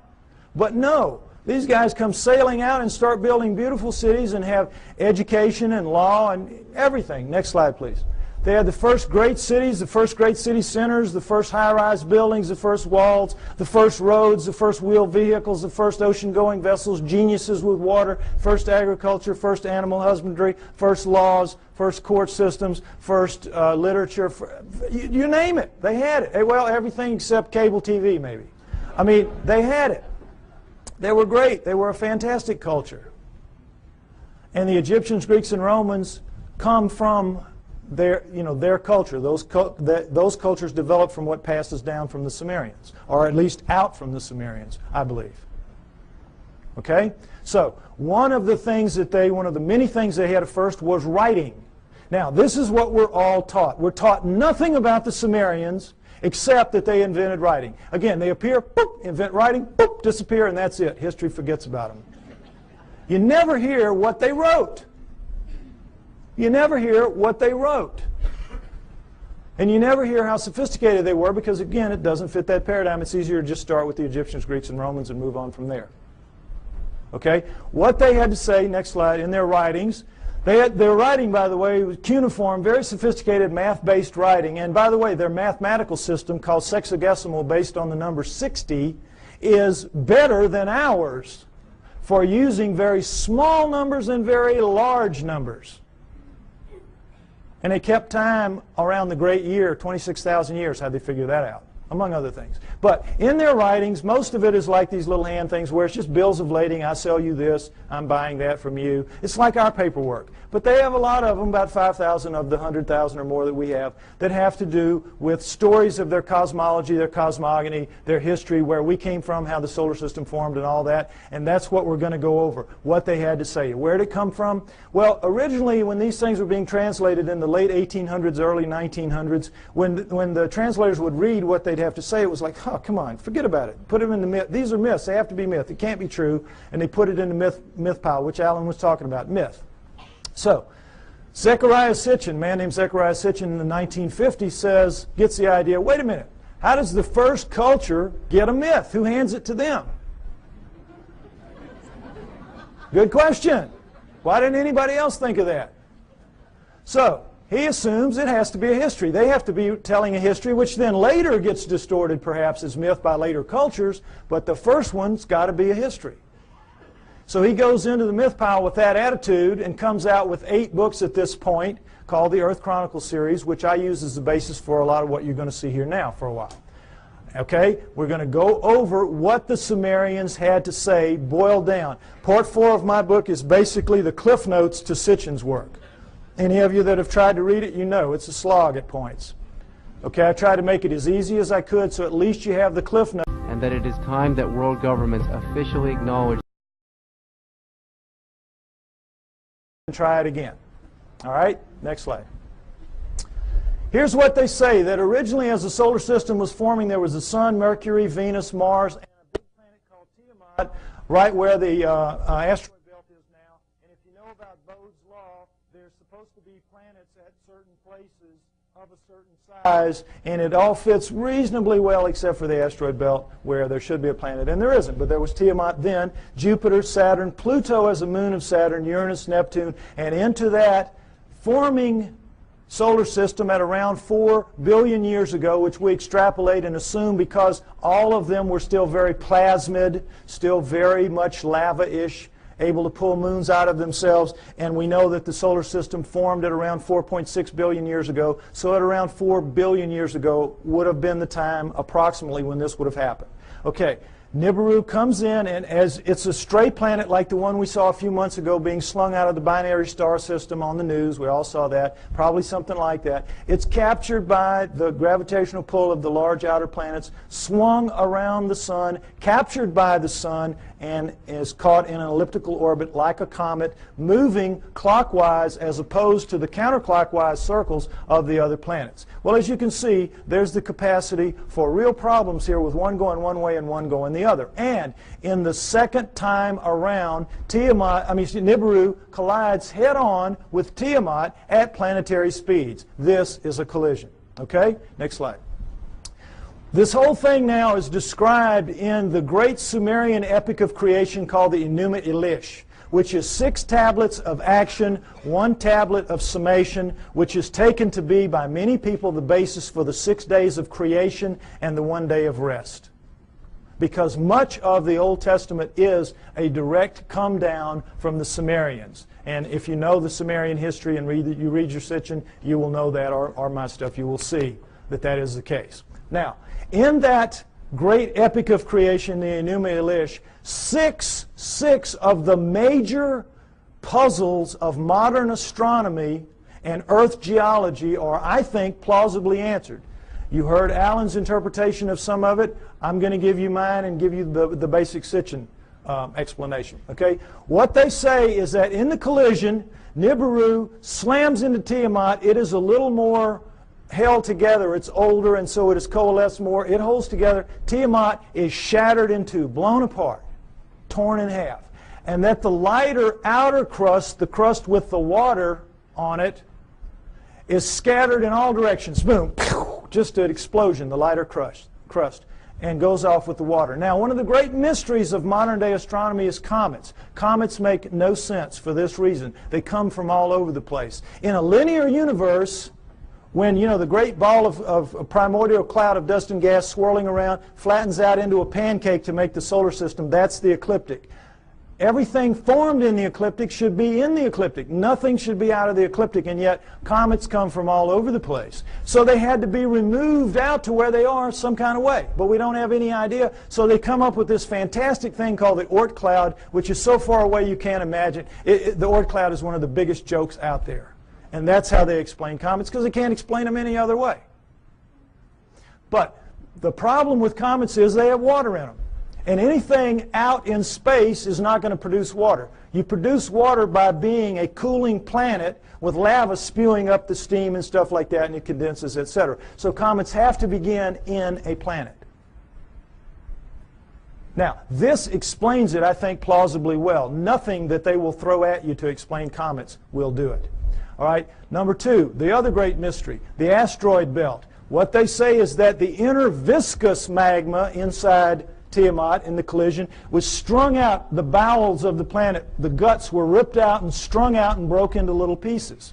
That's the asteroid belt. They called it the hammered bracelet. We call it the asteroid belt. But there it is. And that's a fairly plausible explanation for it. Again, this doesn't make sense because, as you heard, the exploded planet theory. Problem is, when a planet explodes, it ought to just go boom everywhere. It shouldn't be hanging around.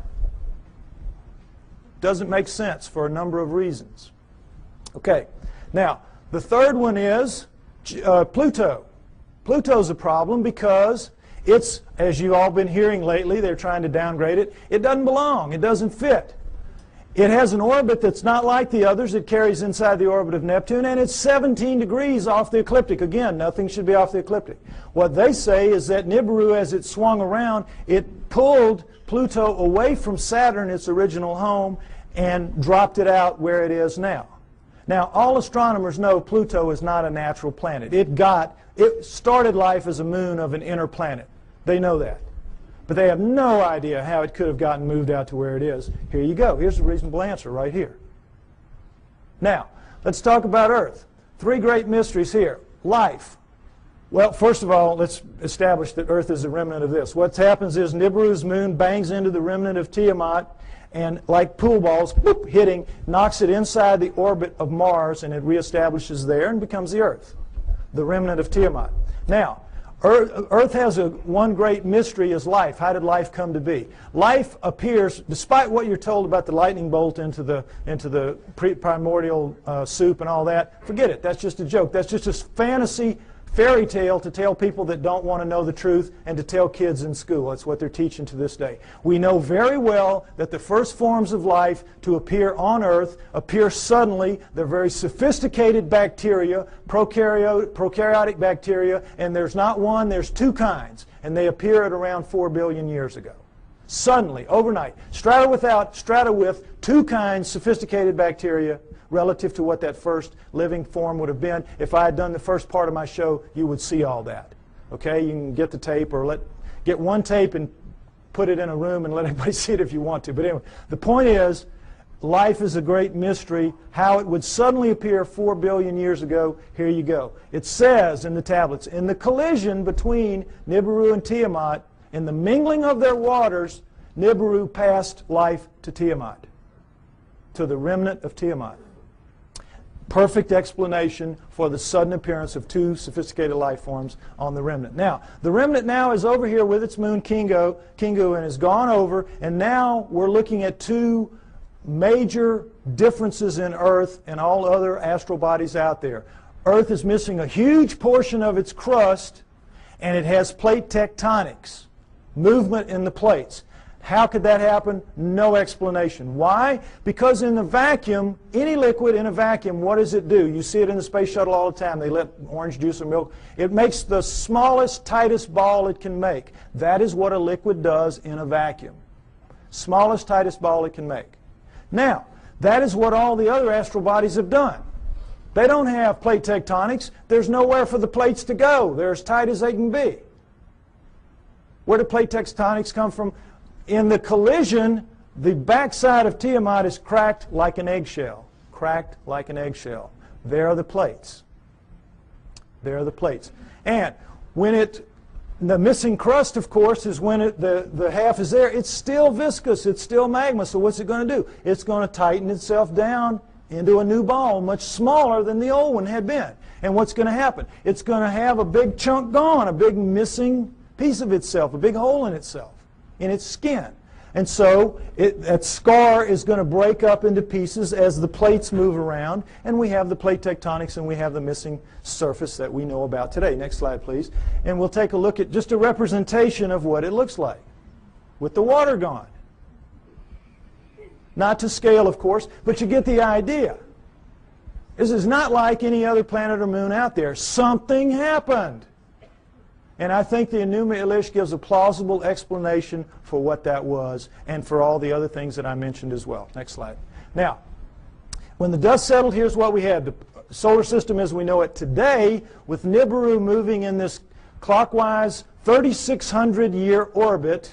And I say it passes outside the orbit of Mars, inside the inner edge of the asteroid belt. And the last time through, I think, was around 200 BC, which means it's just past aphelion out here, and it's going to be back around 3400 AD, about 1400 years. We don't have to worry about it if I'm right. You will get arguments about these dates.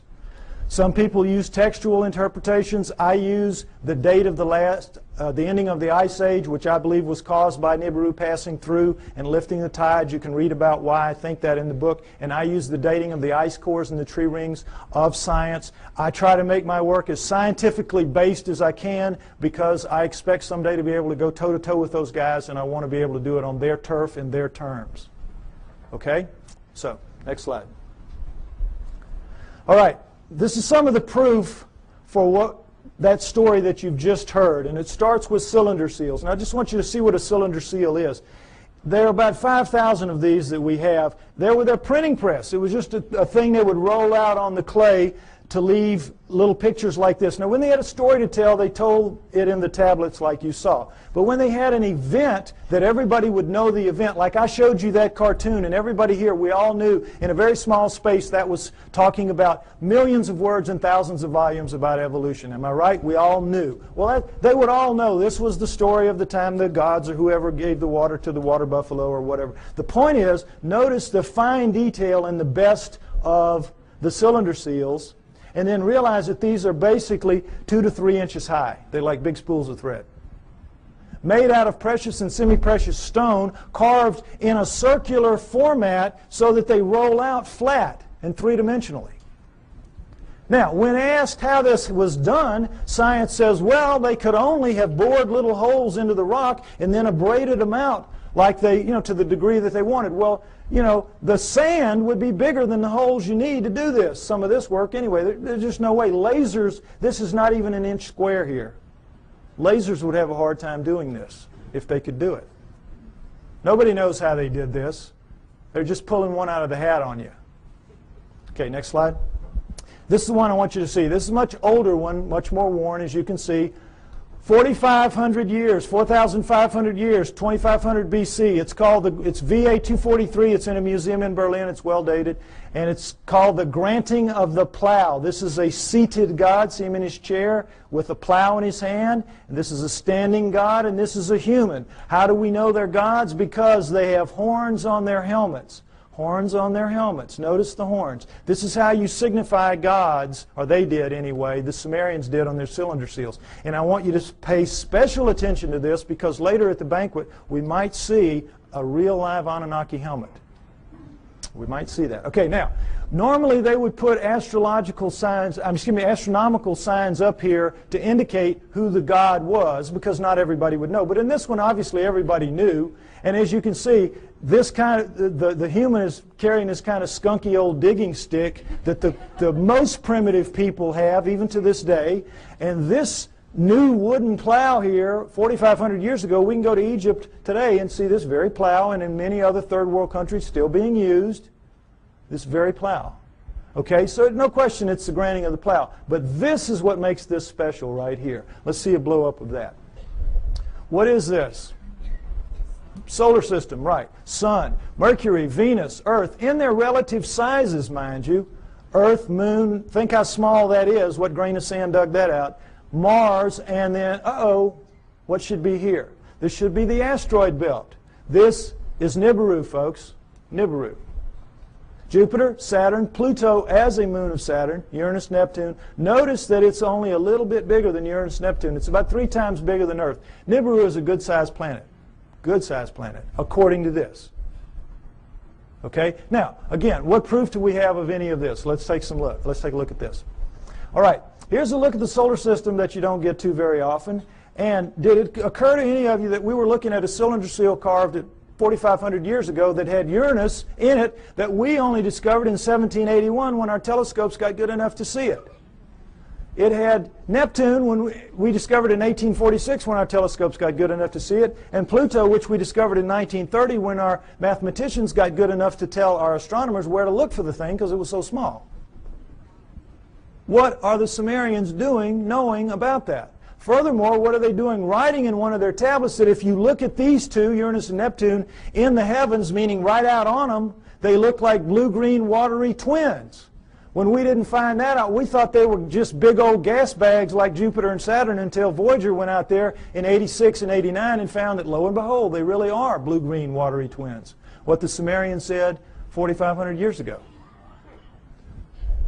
Furthermore, they didn't count the way we do. Earth was not the third rock from the sun for them. It was number 7.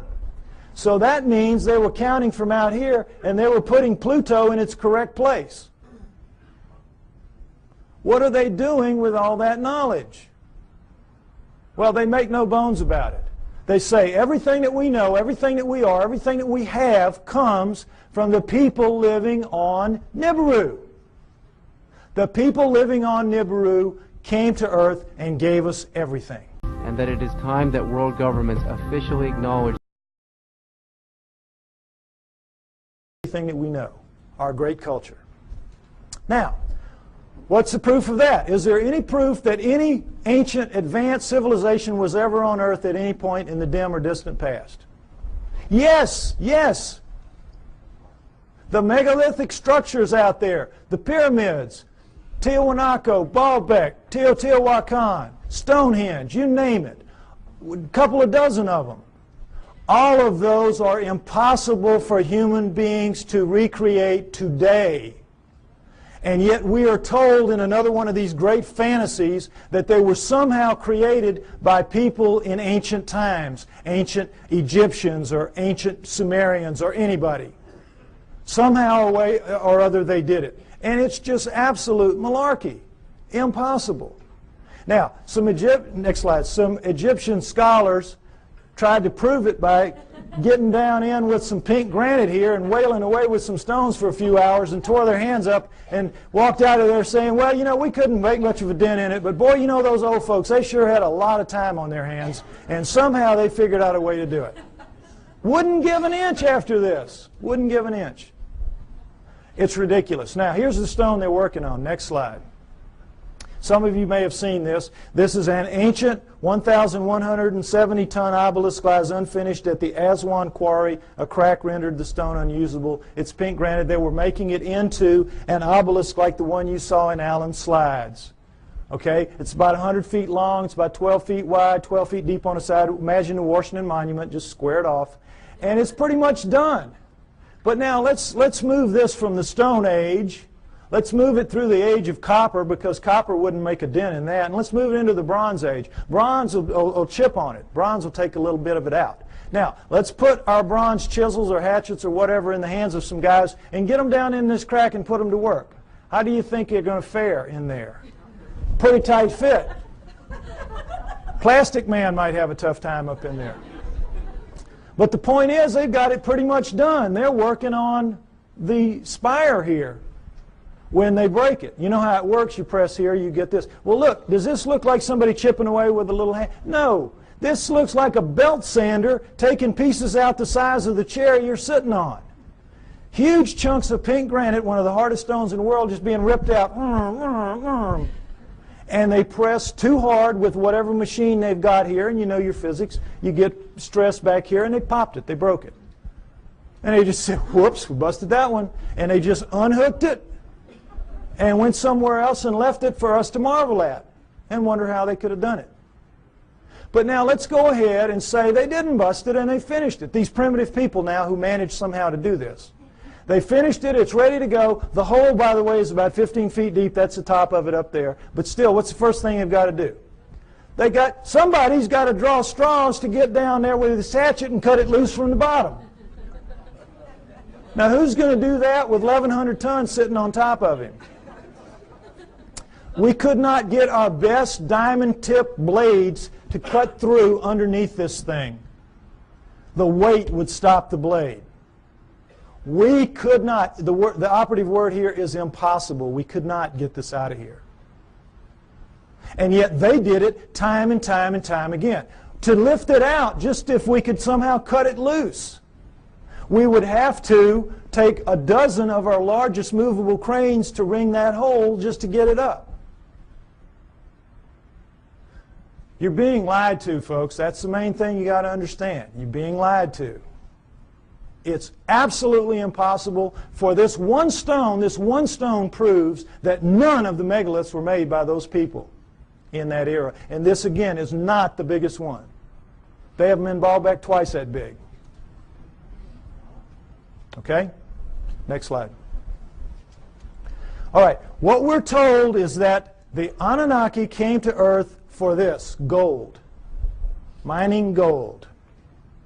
And that originally the story is they landed in ancient Sumer, but not 6,000 years ago, 400,000 years ago, 430,000 approximately to be exact. 400,000 years ago they land in modern-day Iraq, and they set up shop in the Tigris-Euphrates Valley, and they call their home away from home, their home away from Nibiru, the Eden. You'll see a poster out there by my thing, Anunnaki over Eden. That's what that means. Because that poster is the Tigris River Valley that the symbol is rising above. That is where it was. That is where Eden was, according to them, and that comes down in the Bible as such. So they set up camp and they placer-mined the gold out of those rivers. What do they need gold for? They needed to repair their atmosphere. In their rise to high technology, they had damaged that big, 3 times the size of Earth atmosphere, the same exact way we're damaging ours in our rise to high technology, and they ultimately had to repair it with very fine particulates of gold, like talcum powder, blown up into the stratosphere above it so it would ride above there and act as a reflector and an insulator from cosmic rays, which is, you see that on the masks of astronauts and in the capsule and all that. Gold is a wonderful stopper of cosmic rays. So that's what they had to repair it with. It's what we will have to repair it with. We'll have to do exactly the same thing when the day comes for us to have to face up to what we're doing to our planet. Okay?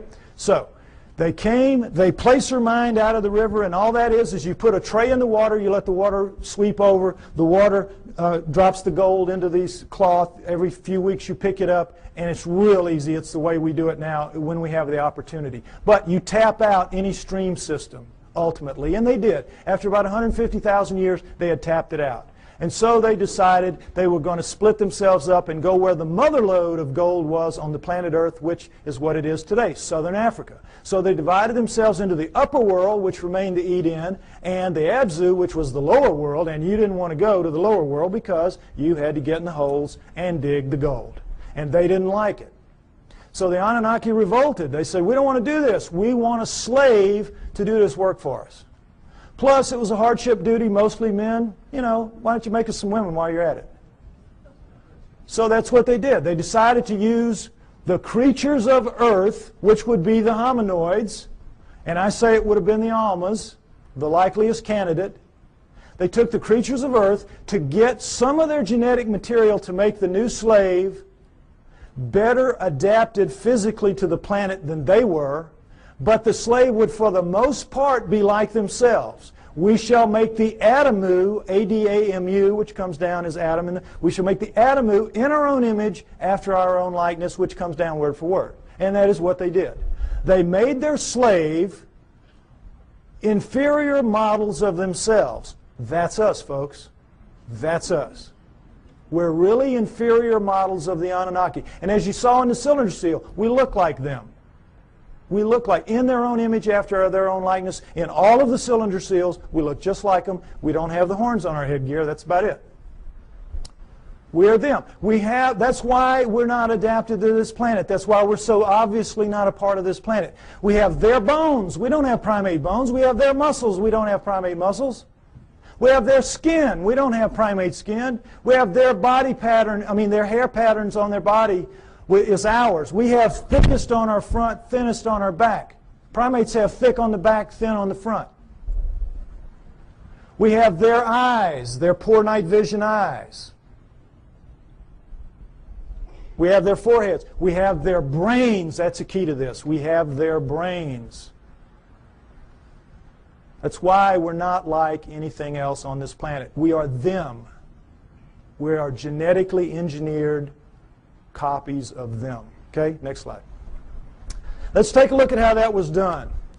Human body contains 100 trillion cells. There's a nucleus inside each human cell except red blood cells. Each nucleus contains 46 chromosomes arranged in 23 pairs.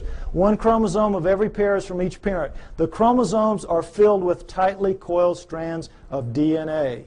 Genes are segments of DNA that contain instructions to make proteins, the building blocks of life. This is where genetic engineering takes place. Now, we're going to go over it lightly, but it's very important. I want you to understand these things that I'm going to tell you now. Okay, next slide. Don't worry about the details and how they do it. This is what they do. They can open up a cell, our genetic engineers can, our geneticists can. We can open up a cell, open up the nucleus, pull out strands of DNA, and in that strand, 98% of it will be what's called junk DNA. We don't know what it does. If it has a function, we don't know what it is. 2% will be what are called, prosaically enough, the working segments. They work. They do what they're supposed to do. They make the proteins. Now, if you cut in the junk above a working segment and in the junk below and remove it and have done the same with another strand of DNA over here, you can move anything into anything else. It can be animal into plant, plant into animal, fish into fowl. It does not matter, because all living things at the most fundamental level are exactly alike. Understand that. We're all made of the same 4 base pairs, the same 20 amino acids. Everything is the same at the most basic level. It's like it's pop beads that are interchangeable. It is almost as if somebody designed it that way so they could just mix and match the parts and make anything they wanted. Isn't it? Something to think about. Okay, but the problem with it from an engineering standpoint is this. You're not cutting with a blade. These are not precise cuts. The blade would have to be a few molecules thick. You're cutting with chemicals. Chemicals. Now, the chemicals can cut pretty accurately, but mistakes are going to happen. Something's going to ooze out where it doesn't belong. Something's going to splash over it where it doesn't belong. Mistakes are going to happen. Inevitable. We know that. We make mistakes all the time. Another problem with genetic engineering is you don't know what you're going to get when you do this. You can't predict. You have to decide what you're going to do. You have to do it. You have to let it express, which is live, and see what you get, and then use that to determine what you do the next time. And of course, the great fear in genetic engineering is somebody's going to make a mistake and create the Andromeda strain that's going to kill us all. A legitimate concern. Although everybody's very careful, and I'm not too worried about it. But mistakes do happen because all of this is so incredibly microscopic. It's out of the nucleus of your cells. Imagine how microscopic it is. But don't try to figure it out. I can't even figure it out. It's really complex. But they do it. Okay, understand that. Now, with that in mind, let's look at some of the proofs that I say indicate very clearly that we are, in fact, what the Sumerians say, a genetically engineered species by the Anunnaki. Next slide. Okay, here we go. The cerebral cortex is the deeply convoluted surface region of a brain that is most strongly linked to intelligence, lower right. It's the stained part out here. If you peel that off of the brain of a rat, it will cover a postage stamp. Peel it off of a monkey, it'll cover a postcard. Peel it off a chimp, it'll cover a sheet of typing paper. Peel it off of us, and it'll cover 4 sheets of typing paper. Now, you can see this is a transition. This is clearly a transformation. Now, there's some weird things about it. These guys are using all they've got. All they've got. We're using 1/2 of 1 page in a very different way than they are using what they have. 1/2 of 1 page. How do we know? We all know. We use about 10% of our brains. We know that from the studies done with idiot savants. You know that. And we know there are thousands of miles of neural network in our heads not being used. We don't know why. We don't know why. I'll tell you why. We shall make the atom move strong but not too strong, smart but not too smart. They sealed it off genetically at the 10% mark or wherever it is. We don't know exactly where it is. But wherever it is, they sealed us off. You don't want your slave to be anywhere near as smart as you. You, in fact, want your slave to be so decidedly inferior to you that you never have to worry about treating it like a slave. So they engineered us to be really clever to ourselves, but for them, we were smart enough to talk, take instructions, act with a little bit of ingenuity and self-reliance. They could turn things over to us and kind of let us take over and do it. They gave us just enough to be wonderful in our own eyes, but be pond scum relative to them. It's what they did. So, it's pretty clear in as much as that, and now understand with the idiot savants, for those of you that don't know the proof about this, idiot savants get some beam of light in the damage to the good 10. They get some beam of light and it will strike somewhere in the other 90%. You all saw Dustin Hoffman in Rain Man, remember? Well, they get it in math, they get it in music, they get it in sculpture, art, whatever, wherever it strikes. Now, if there's just one, we could say, well, that's a freak of nature. But we've had lots of them, lots of them. So we know that all of this is out there. It's in our heads. We just can't access it. We just can't use it. But if it wasn't in our heads, it wouldn't be in their heads. So we know that it happened. They have no idea how. Well, I say that the Anunnaki did it deliberately, and that makes sense to me. Next slide. Okay, mitochondrial DNA, late 1980s, you might remember this. In humans, over 99.99% of a cell's DNA is packed into the cell nucleus, with a small amount occurring outside the nucleus in small structures called mitochondria. That's these babies right here. They're about 16,000 base pairs long. Now, when you have a mixing and a mating, the DNA in the nucleus mixes. mixes. But and that it is time that world governments officially acknowledge. It does not. Sperm doesn't have mitochondrial, eggs do. And so females pass it down intact generation after generation. Well, when this was figured out in the 70s, boy, the botanists and the geneticists said, great, great. Now we can go and find out if the split from the common ancestor was closer to 8 million years or closer to 5 million years. Remember that? We're going to now pin it down. It's going to be one or the other. We're going to figure it out. So they went out and they took the mitochondrial DNA of women all around the world, every race, every creed, every culture, every country, and they brought them back to the lab and they started working on them. And when the answers came in the late 1980s, it was not 8 million years ago. It wasn't 5 million years ago. It was way, way, way the heck down to 200 to 250,000 years ago, and that's all. We don't exist genetically beyond 200 to 250,000 years. And of course, needless to say, the anthropologists said, you guys are nuts. We've got these skulls showing, these bodies showing, these prehumans showing that we go back millions of years. What's the matter with you? And the geneticists said, we couldn't have been wrong that many times. Impossible. We'll do it again. And they have. They've done it. It always comes out the same. Outside 250,000 years ago. That's it. We're brand spanking new. Brand new on this planet. Now, there's still a lot of people, there's still a lot of people that will not accept that. A lot of people that will not accept that. But it is true, and it is becoming more and more acceptable, for as outrageous as it is. Now, not only do we know when we were created, we know where. Where? Because the oldest of us consistently kept coming in Southern Africa. Next slide. And in fact, the cover of Newsweek in 1987 showed that if in fact there was an Adam and Eve, they were black. They would have to have been black. But of course they knew the flack they were going to catch, in the South at least, so they made the blacks look as white as they could. This guy looks almost as white as OJ, doesn't he? But the point is, in trying to have it both ways, they caught it coming and going, because you can imagine the letters to the editor after this issue. But the point is, it tells the truth. The oldest of us do come from Southern Africa, and we definitely are 200 to 250,000 years old. And guess what else? That is just what the Sumerians say about us. That the Anunnaki created us around 200 to 250,000 years ago in Southern Africa to dig their gold. What a coincidence. What a coincidence. Okay, next slide. Okay, what happens when a creature is born in the wild severely screwed up physically? What happens to it?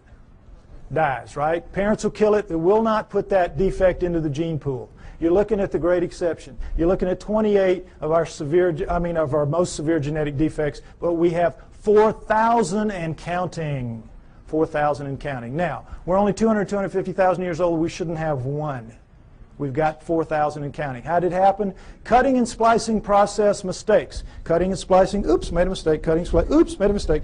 They don't care. They're making a slave. They're not going to fix the mistakes. What do they care if it's 1 in 100 dies from the problems? If it's 1 in 10, they don't care. They're making a mistake. They're making a slave. But they know the numbers, like we have found out the hard way. If you let the population propagate naturally, those numbers go way down for each person. Right now, as we sit here, we average about 50 of the 4,000 each of us. And we have a mating with our mate. If we share any of those 50, then each of our offspring will have a 1 in 4 chance of expressing it. That's why you'll get mongoloids in the best of families, mongoloids in the lowest of families, and all around the world. And that's what genetic defects are. In the wild, you will get 2-headed calves and 6-legged goats. That's a sperm-egg misconnect. That's not something that you see steadily on and on. A little gem like spina bifida, which is not going to let you live to adulthood, nor is it going to let you reproduce if you do. What's that doing in a gene pool? It was all put there, folks. Put there. No question. Next slide. Okay, here we go with the chromosome match. It's kind of hard to see, comparison rather. Humans, chimpanzees, gorillas, and orangutans right here. And you see how similar they are, And as we know that between humans and chimpanzees, there's 99% similarity in the DNA and 98% with gorillas. And it's like, oh, well, then that we're just kissing cousins. That's as close as you can be. We're almost the same thing. Well, not really, because we're talking about a 3 billion base pair genome. 1%, that's 30 million base pairs. That's a couple thousand strands of DNA. If you know what you're doing, that's a lot of change. But also understand that all higher animals, and never say this, share 50% and up. Squirrel, 50% and up. You see, so it isn't quite as astounding as it seems. But what we're looking at here is the Anunnaki have got themselves a real problem. And that problem is this. They come to Earth and they decide they're going to make the slave. They decide we're going to use this creature of Earth, let's say it was an Alma. They test the blood, and what do they find? First thing, big problem, 48 chromosomes. All primates have 48 chromosomes. But they, the Anunnaki, have only 46 chromosomes. How do we know that? Because we have 46 chromosomes. We descend from primates, and yet somehow we lose 2 whole chromosomes. That's an awful lot of DNA. And somehow we're so much better than them. Well, they have 68 or something like that relative to them. But we don't. We have 46. So we know this was the result of the genetic engineering, and they had a problem. The Anunnaki did. What could they do? They had to, you know, how it works. There's 24 in sperm and egg, 23 sperm and egg. So you got to get the sperm and the egg to match up, one or the other, 23 or 24. Can you take out a chromosome from the creature of Earth, the 24, and still have a creature of Earth? No. Can you add a chromosome to yourself and still have an Anunnaki? Go up to 24 from 23? No. You got a real problem. It's an insoluble problem. And you need that because you got to get the first hybrid to get in the game of the genetic engineering. You got to get something alive that is a blending of you two to begin to work on it. So what can you do? How can you solve that problem? There's only one way, and boy is it smart. You go in and you look and you compare the chromosomes and you find 2 that can be fused and will take up one space but maintain the integrity of all the chromosomal material. You find a spot where you can fuse 2 to make 1, and now you've got all the material but taken up one place, and now you're ready to rock and roll. You with me? All right, let's look at the number 2 chromosome close up. They just went to the second one. They just looked down the row and they said, okay, this will work. Orangutan, 2 and 3. Gorilla, 2 and 3. Chimp, 2 and 3. Human. Uh-oh. Fusion. How long do you think it would take Mother Nature to do this? There's no clearer proof that we're genetically engineered just like they say we are. Next slide.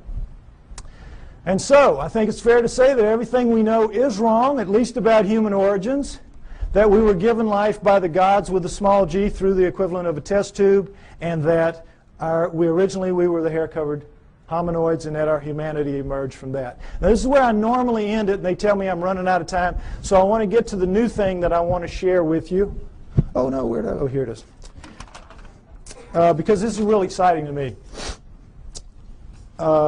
On the 12th of this month, which was just recently, I received an email from a person who wants to remain anonymous.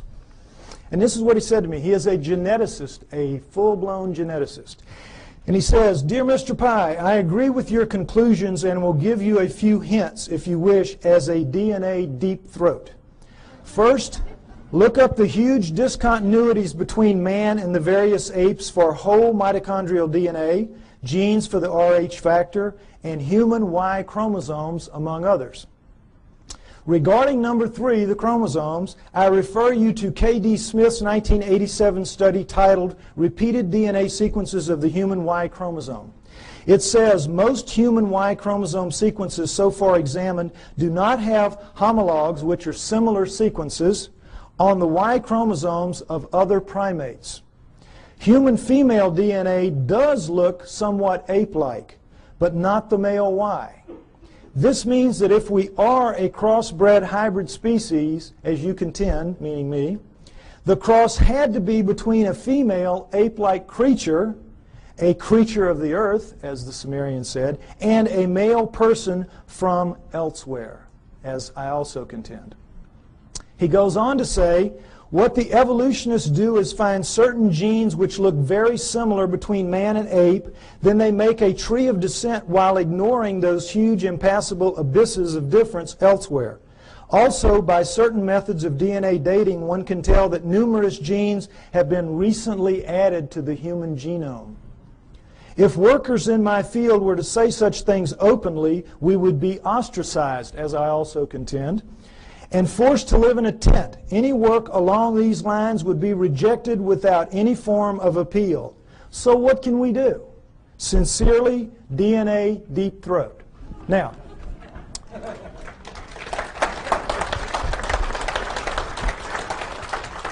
what this means, thank you, what this means is we win. We win. Because where one of these came from, more of these are going to come. As my profile rises higher, and I think, frankly, that I'm the only person out here pushing this genetic stuff that you're seeing like this, more of these are going to come my way. We're going to win. You've seen the evidence. Now, right now, we're getting our brains kicked out. We are getting our brains kicked out. That's why we're called the fringe. And the reason is we keep mounting these frontal attacks on the establishments. And every film that we produce, every photograph, every sighting, every testimony, every capture, every encounter that we have, and we throw at them with the best intentions. Our word is truth, is it not? Our word is, it's true. It's true. And their word is what? Liar. Liar. They dress it up. They say, well, you don't know what you're talking about. You don't know what you're seeing. You made a mistake. It was swamp gas, whatever. They're basically standing there and saying, you're just a bunch of liars. We're right and you're wrong. And because it is our word against their word, our word truth, their word liar, their word wins. Day in, day out, year after year. It's very frustrating, is it not? Boy, it just annoys the heck out of me. But what this means is we're going to win in the end. Why? Because the genes say so. The genes back us up. And right now, this is not a field that you're very familiar with. And I've worked very hard to make this very simplistic so you could understand at least the fundamentals, and it's the same in my book. You need to be aware of this is because this is the back door, kids. This is the back. We're not going to storm them from the front. We've been doing it for years. They know how to deal with us. Our word against them, we're going to lose. But in this instance, the genetic end of it, what is it? It's their word against them. It's their research against them. They're going to lose. We're going to beat them with the genetic evidence. We got to beat them. We will beat them. We know we're right. We know they're wrong. They know they're wrong. They know they're wrong. We just have to get mentally tough and accept that this is a war. This is a fight. This is not, gentlemen, Marquis de Queensberry rules. This is a dog fight. This is a knife fight. And you all have got to get out there and proselytize. You have to familiarize yourself with these basics at least. And instead of throwing things at them that are going to bounce off like BBs off a barn door, you got to start throwing some darts. This stuff will do it. This will do it. We can win. We're going to win. Thank you.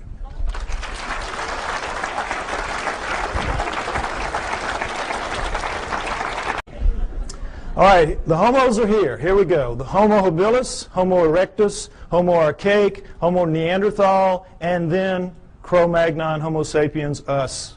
Notice Neanderthal man going back and through the Australopithecines don't look anything like us. Nothing. Here we sit right here. Another transition. Now remember, we had 4 million years Australopithecines, approximately 2 million years. There's some overlap in here. And then here, 120,000 years ago only, boom, here we are. Suddenly, overnight, looking nothing like anything that has come before. The bones of all of these creatures are much thicker than ours, just like Lucy's were. And in every way, the shapes are dissimilar. They do not have, it's hard to tell looking straight on, but they have no foreheads. Their foreheads go straight back off their huge brow ridges, neither of which we have. We have nice forehead here, we have no brow ridges. Huge, round, nocturnal vision eyes. So did the Australopithecines. These are primate eyes. Primates have this kind of eye. Huge, wide nasal passages indicating a big flat nose spread across the face. We've got our little uplift of bone sticking our nose off our face. We have rectangular, small, reduced eye sockets, very poor night vision. A dramatic change has occurred. The upper jaw sticks off the face. Ours squished in. Nothing like us. Next slide, please. Profiles show the degree of change is startling. Prognathous mouth, no chin. Prognathous mouth even more so. No chin, and then suddenly flat mouth, nice chin. Look at the change through here. Australopithecine, Homo erectus, Cro-Magnon. This is as big a leap from here to here as from here to here in anatomical terms. A light year. A light year. This is not a transition. These are transformations, despite what you are told by anthropologists. Next slide, please. Now, am I making it sound my way just because the heads go that way? No, let's look at a whole body. This is a Homo erectus called the Lake Turkana boy. Homo erectus, Lake Turkana boy. Now, notice, if you will, this guy's about 12 years old. His molars have not erupted yet. He already stands 5'8". He's going to grow to 6'6", maybe 7 feet in adulthood. We don't know how they grew. But already at 12 years old, he is a physically robust creature. Every bone in his body at 12 years old is far more robust, thicker, stronger than any bone in Arnold Schwarzenegger's body today. True. Now, why do you, notice too, if you will, the length of his upper arm. And he has some shoulder socket here, so they had to put it in the right place, so that forced them to put the fingertip pretty near where it belongs. It belongs a little bit lower, but pretty close. Now, what are bones like this all about? What's the deal here? Why are they so robust? Your bones are a function of the torque your muscles can generate. Your bones have to be able to withstand the pressure that your muscles can generate. And if not, your muscles would break your bones. So when you're looking at bones like this, you're looking at an incredibly powerful creature.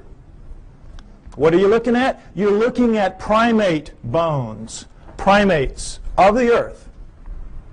This is how the primates are built.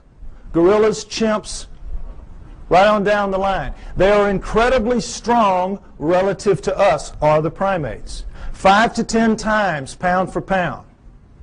They can come, they'll come right out of the mother's womb, reach up, hands and feet, hook onto her belly, and she walks off.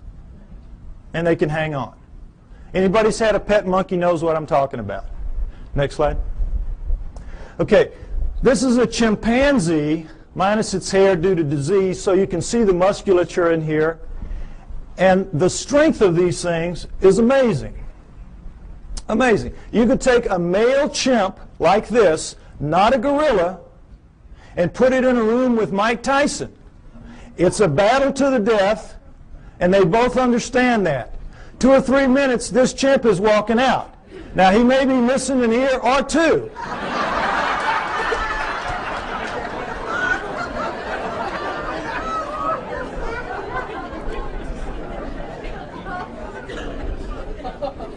But the chimp is walking out. The chimp can tear him limb from limb, literally, apart. And that it is time that world governments officially acknowledge. Understand that. Primate strength is nothing at all like human strength. Next slide. Same thing for Neanderthals, our supposedly closest nearest kin until just recently. Neanderthal fingertip bone, human fingertip bone. Segment of Neanderthal thigh bone, human thigh bone. Look at the difference. Not even close. This is quarters to dimes, shovel handles to broomsticks. The creatures go walking along, leaving their tracks. Then another layer of ash comes, seals the layer, and then 3.5 million years later, a rivulet comes through here, cuts through, exposes one of the tracks. One of Mary Leakey's team sees it, and then they peel back the layers until they expose the whole thing. Miracle piled on miracle. It's just amazing, an amazing discovery. Now, the reason I show you this is I want you to notice that all pre-humans that you will see in the books, and go back and you can check, they will show you a head that looks like this one pretty much, grossly primate in its characteristics rather, because that's what the skulls of all pre-humans look like. But then they'll always stick these human bodies underneath those heads. And this is a subtle brainwashing that is performed on all of us to make us think that these are in fact pre-humans, because that's what they're called. That's what anthropologists call them, pre-humans. Now, you can't pretend that those heads are in any way human, so they don't, but they leave the body parts looking, you know, amazingly human. You have the hands coming down mid-thigh, and, you know, I hate to say it, but God, this looks a lot like my body right there.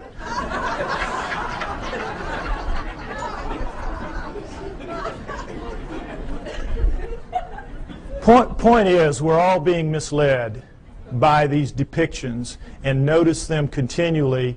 It's the way I'm telling you. Now, next slide, please. Lucy is very famous. Everybody should know her story. Lucy in the Sky with Diamonds, 1974, Afar Valley, Ethiopia, discovered by Donald Johanson and his team. She is the first of the so-called pre-humans. They are the Australopithecines, and she is one of the first types. Now, what we know from her is a remarkable amount, because we have 40% of her body recovered. With mirror imaging, that gives us 80%. So much more than any other fossil at the time. It was just amazing. So we know a lot about her. She stood about 3 feet 6 inches to 3 feet 8 inches tall. Very diminutive relative to us. But her bones, all of her bones, are much more robust than ours. Her upper arm bone here, for example, which is much longer than ours would be if it was a human that size. This arm bone it would end about right here. Also, it would be about that thick. So we can see she's much more robust than we are in all of her dimensions. She has the head of a chimpanzee, which we cannot tell from her skull, as you can see, but from others like her. Head of a chimpanzee. But we do know that she walks upright because we have her hip joint and her pelvis, and we have her, particularly her knee joint, all of which, those of you that have seen this movie before, you're going to notice that the front end of it is going to be missing. I'm not going to do the part about Darwinism because I'm going to add some material at the end that I didn't have at the last time, and I think you'll find it interesting. So what we're going to do is just start right in with the human origins, in as much as the book is about human origins, and we'll go from there. All right, can we have the first slide? All right, everybody just take a minute and look at this.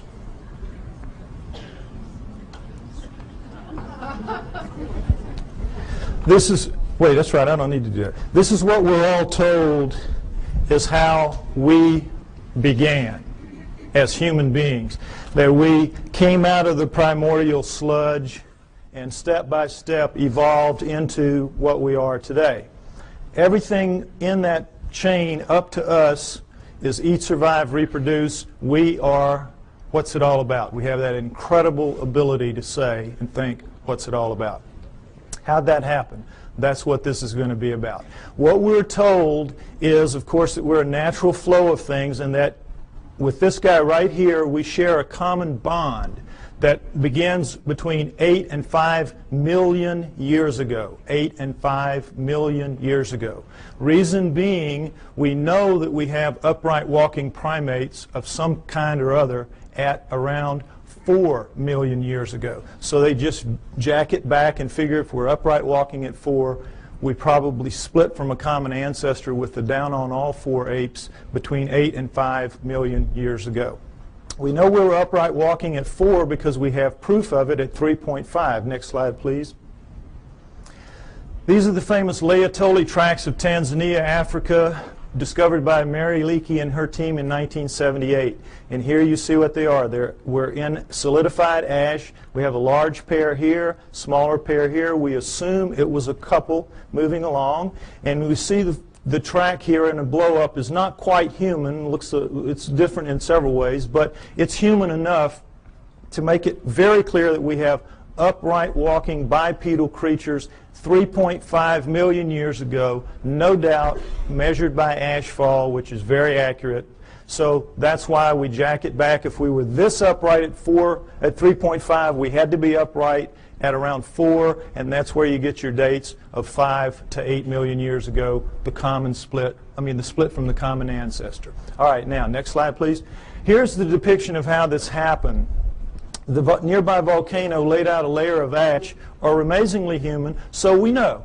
She walked upright, no question about it. She was an upright walking creature. Just didn't have bones that looked anything like ours, or a head for that matter. Now, one other thing I want to point out about this is the people that are paid to go out and find these fossils, these pre-human fossils, are paid to find pre-human fossils. So what they do is they fudge it every way they can to make them look human, and they always have problems with the arms. Because all the arms of the pre-humans are too long from here to here, from shoulder to elbow relative to us. So if you'll notice, what they did is they fudged this way up beyond where it ought to be to get this up here, so they could get the fingertip down around mid-thigh, when in reality it belongs down around here. Keep these little tricks in mind. This is all part of the subtle brainwashing campaign that is waged against you to make you believe that they're telling it to you straight about how this all happened. Okay, next slide. All right, as I said, these are the first 4 of the Australopithecines, and Lucy is one of the first kind, Australopithecus afarensis. We have Africanus, we have Robustus, we have Boise. All right, we have basically a pair of upright walking chimpanzees, upright walking gorillas. You can see that length of face, width of face, and sagittal crest, which modern gorillas have. It's that ridge of bone where their muscles attach to the tops of their heads. So from 4 million years ago to approximately 2 million years ago, we have a pair of upright walking chimps, a pair of upright walking gorillas, and that's it. Okay? Now, at 2 million years ago, we have a transformation. We are told it is a transition, that somehow the Australopithecines segued into the next creature, which is Homo. Homo meaning man. You will see they are indeed more man-like than are the Australopithecines, which are clearly primates, upright walking primates. So, we have this changeover from Australopithecines to Homos. We're told that it is a transition, it is a transformation, as you will see with this slide. Next slide, please. Okay, here we go. Australopithecine, early Homo. Notice, if you will, this is not a transition. This would require 20 or 30 gradual changes to get in from this to this. It is an overnight change. It is just sudden. Boom. The Homos are here. I don't mean that like it sounds. Okay, next slide.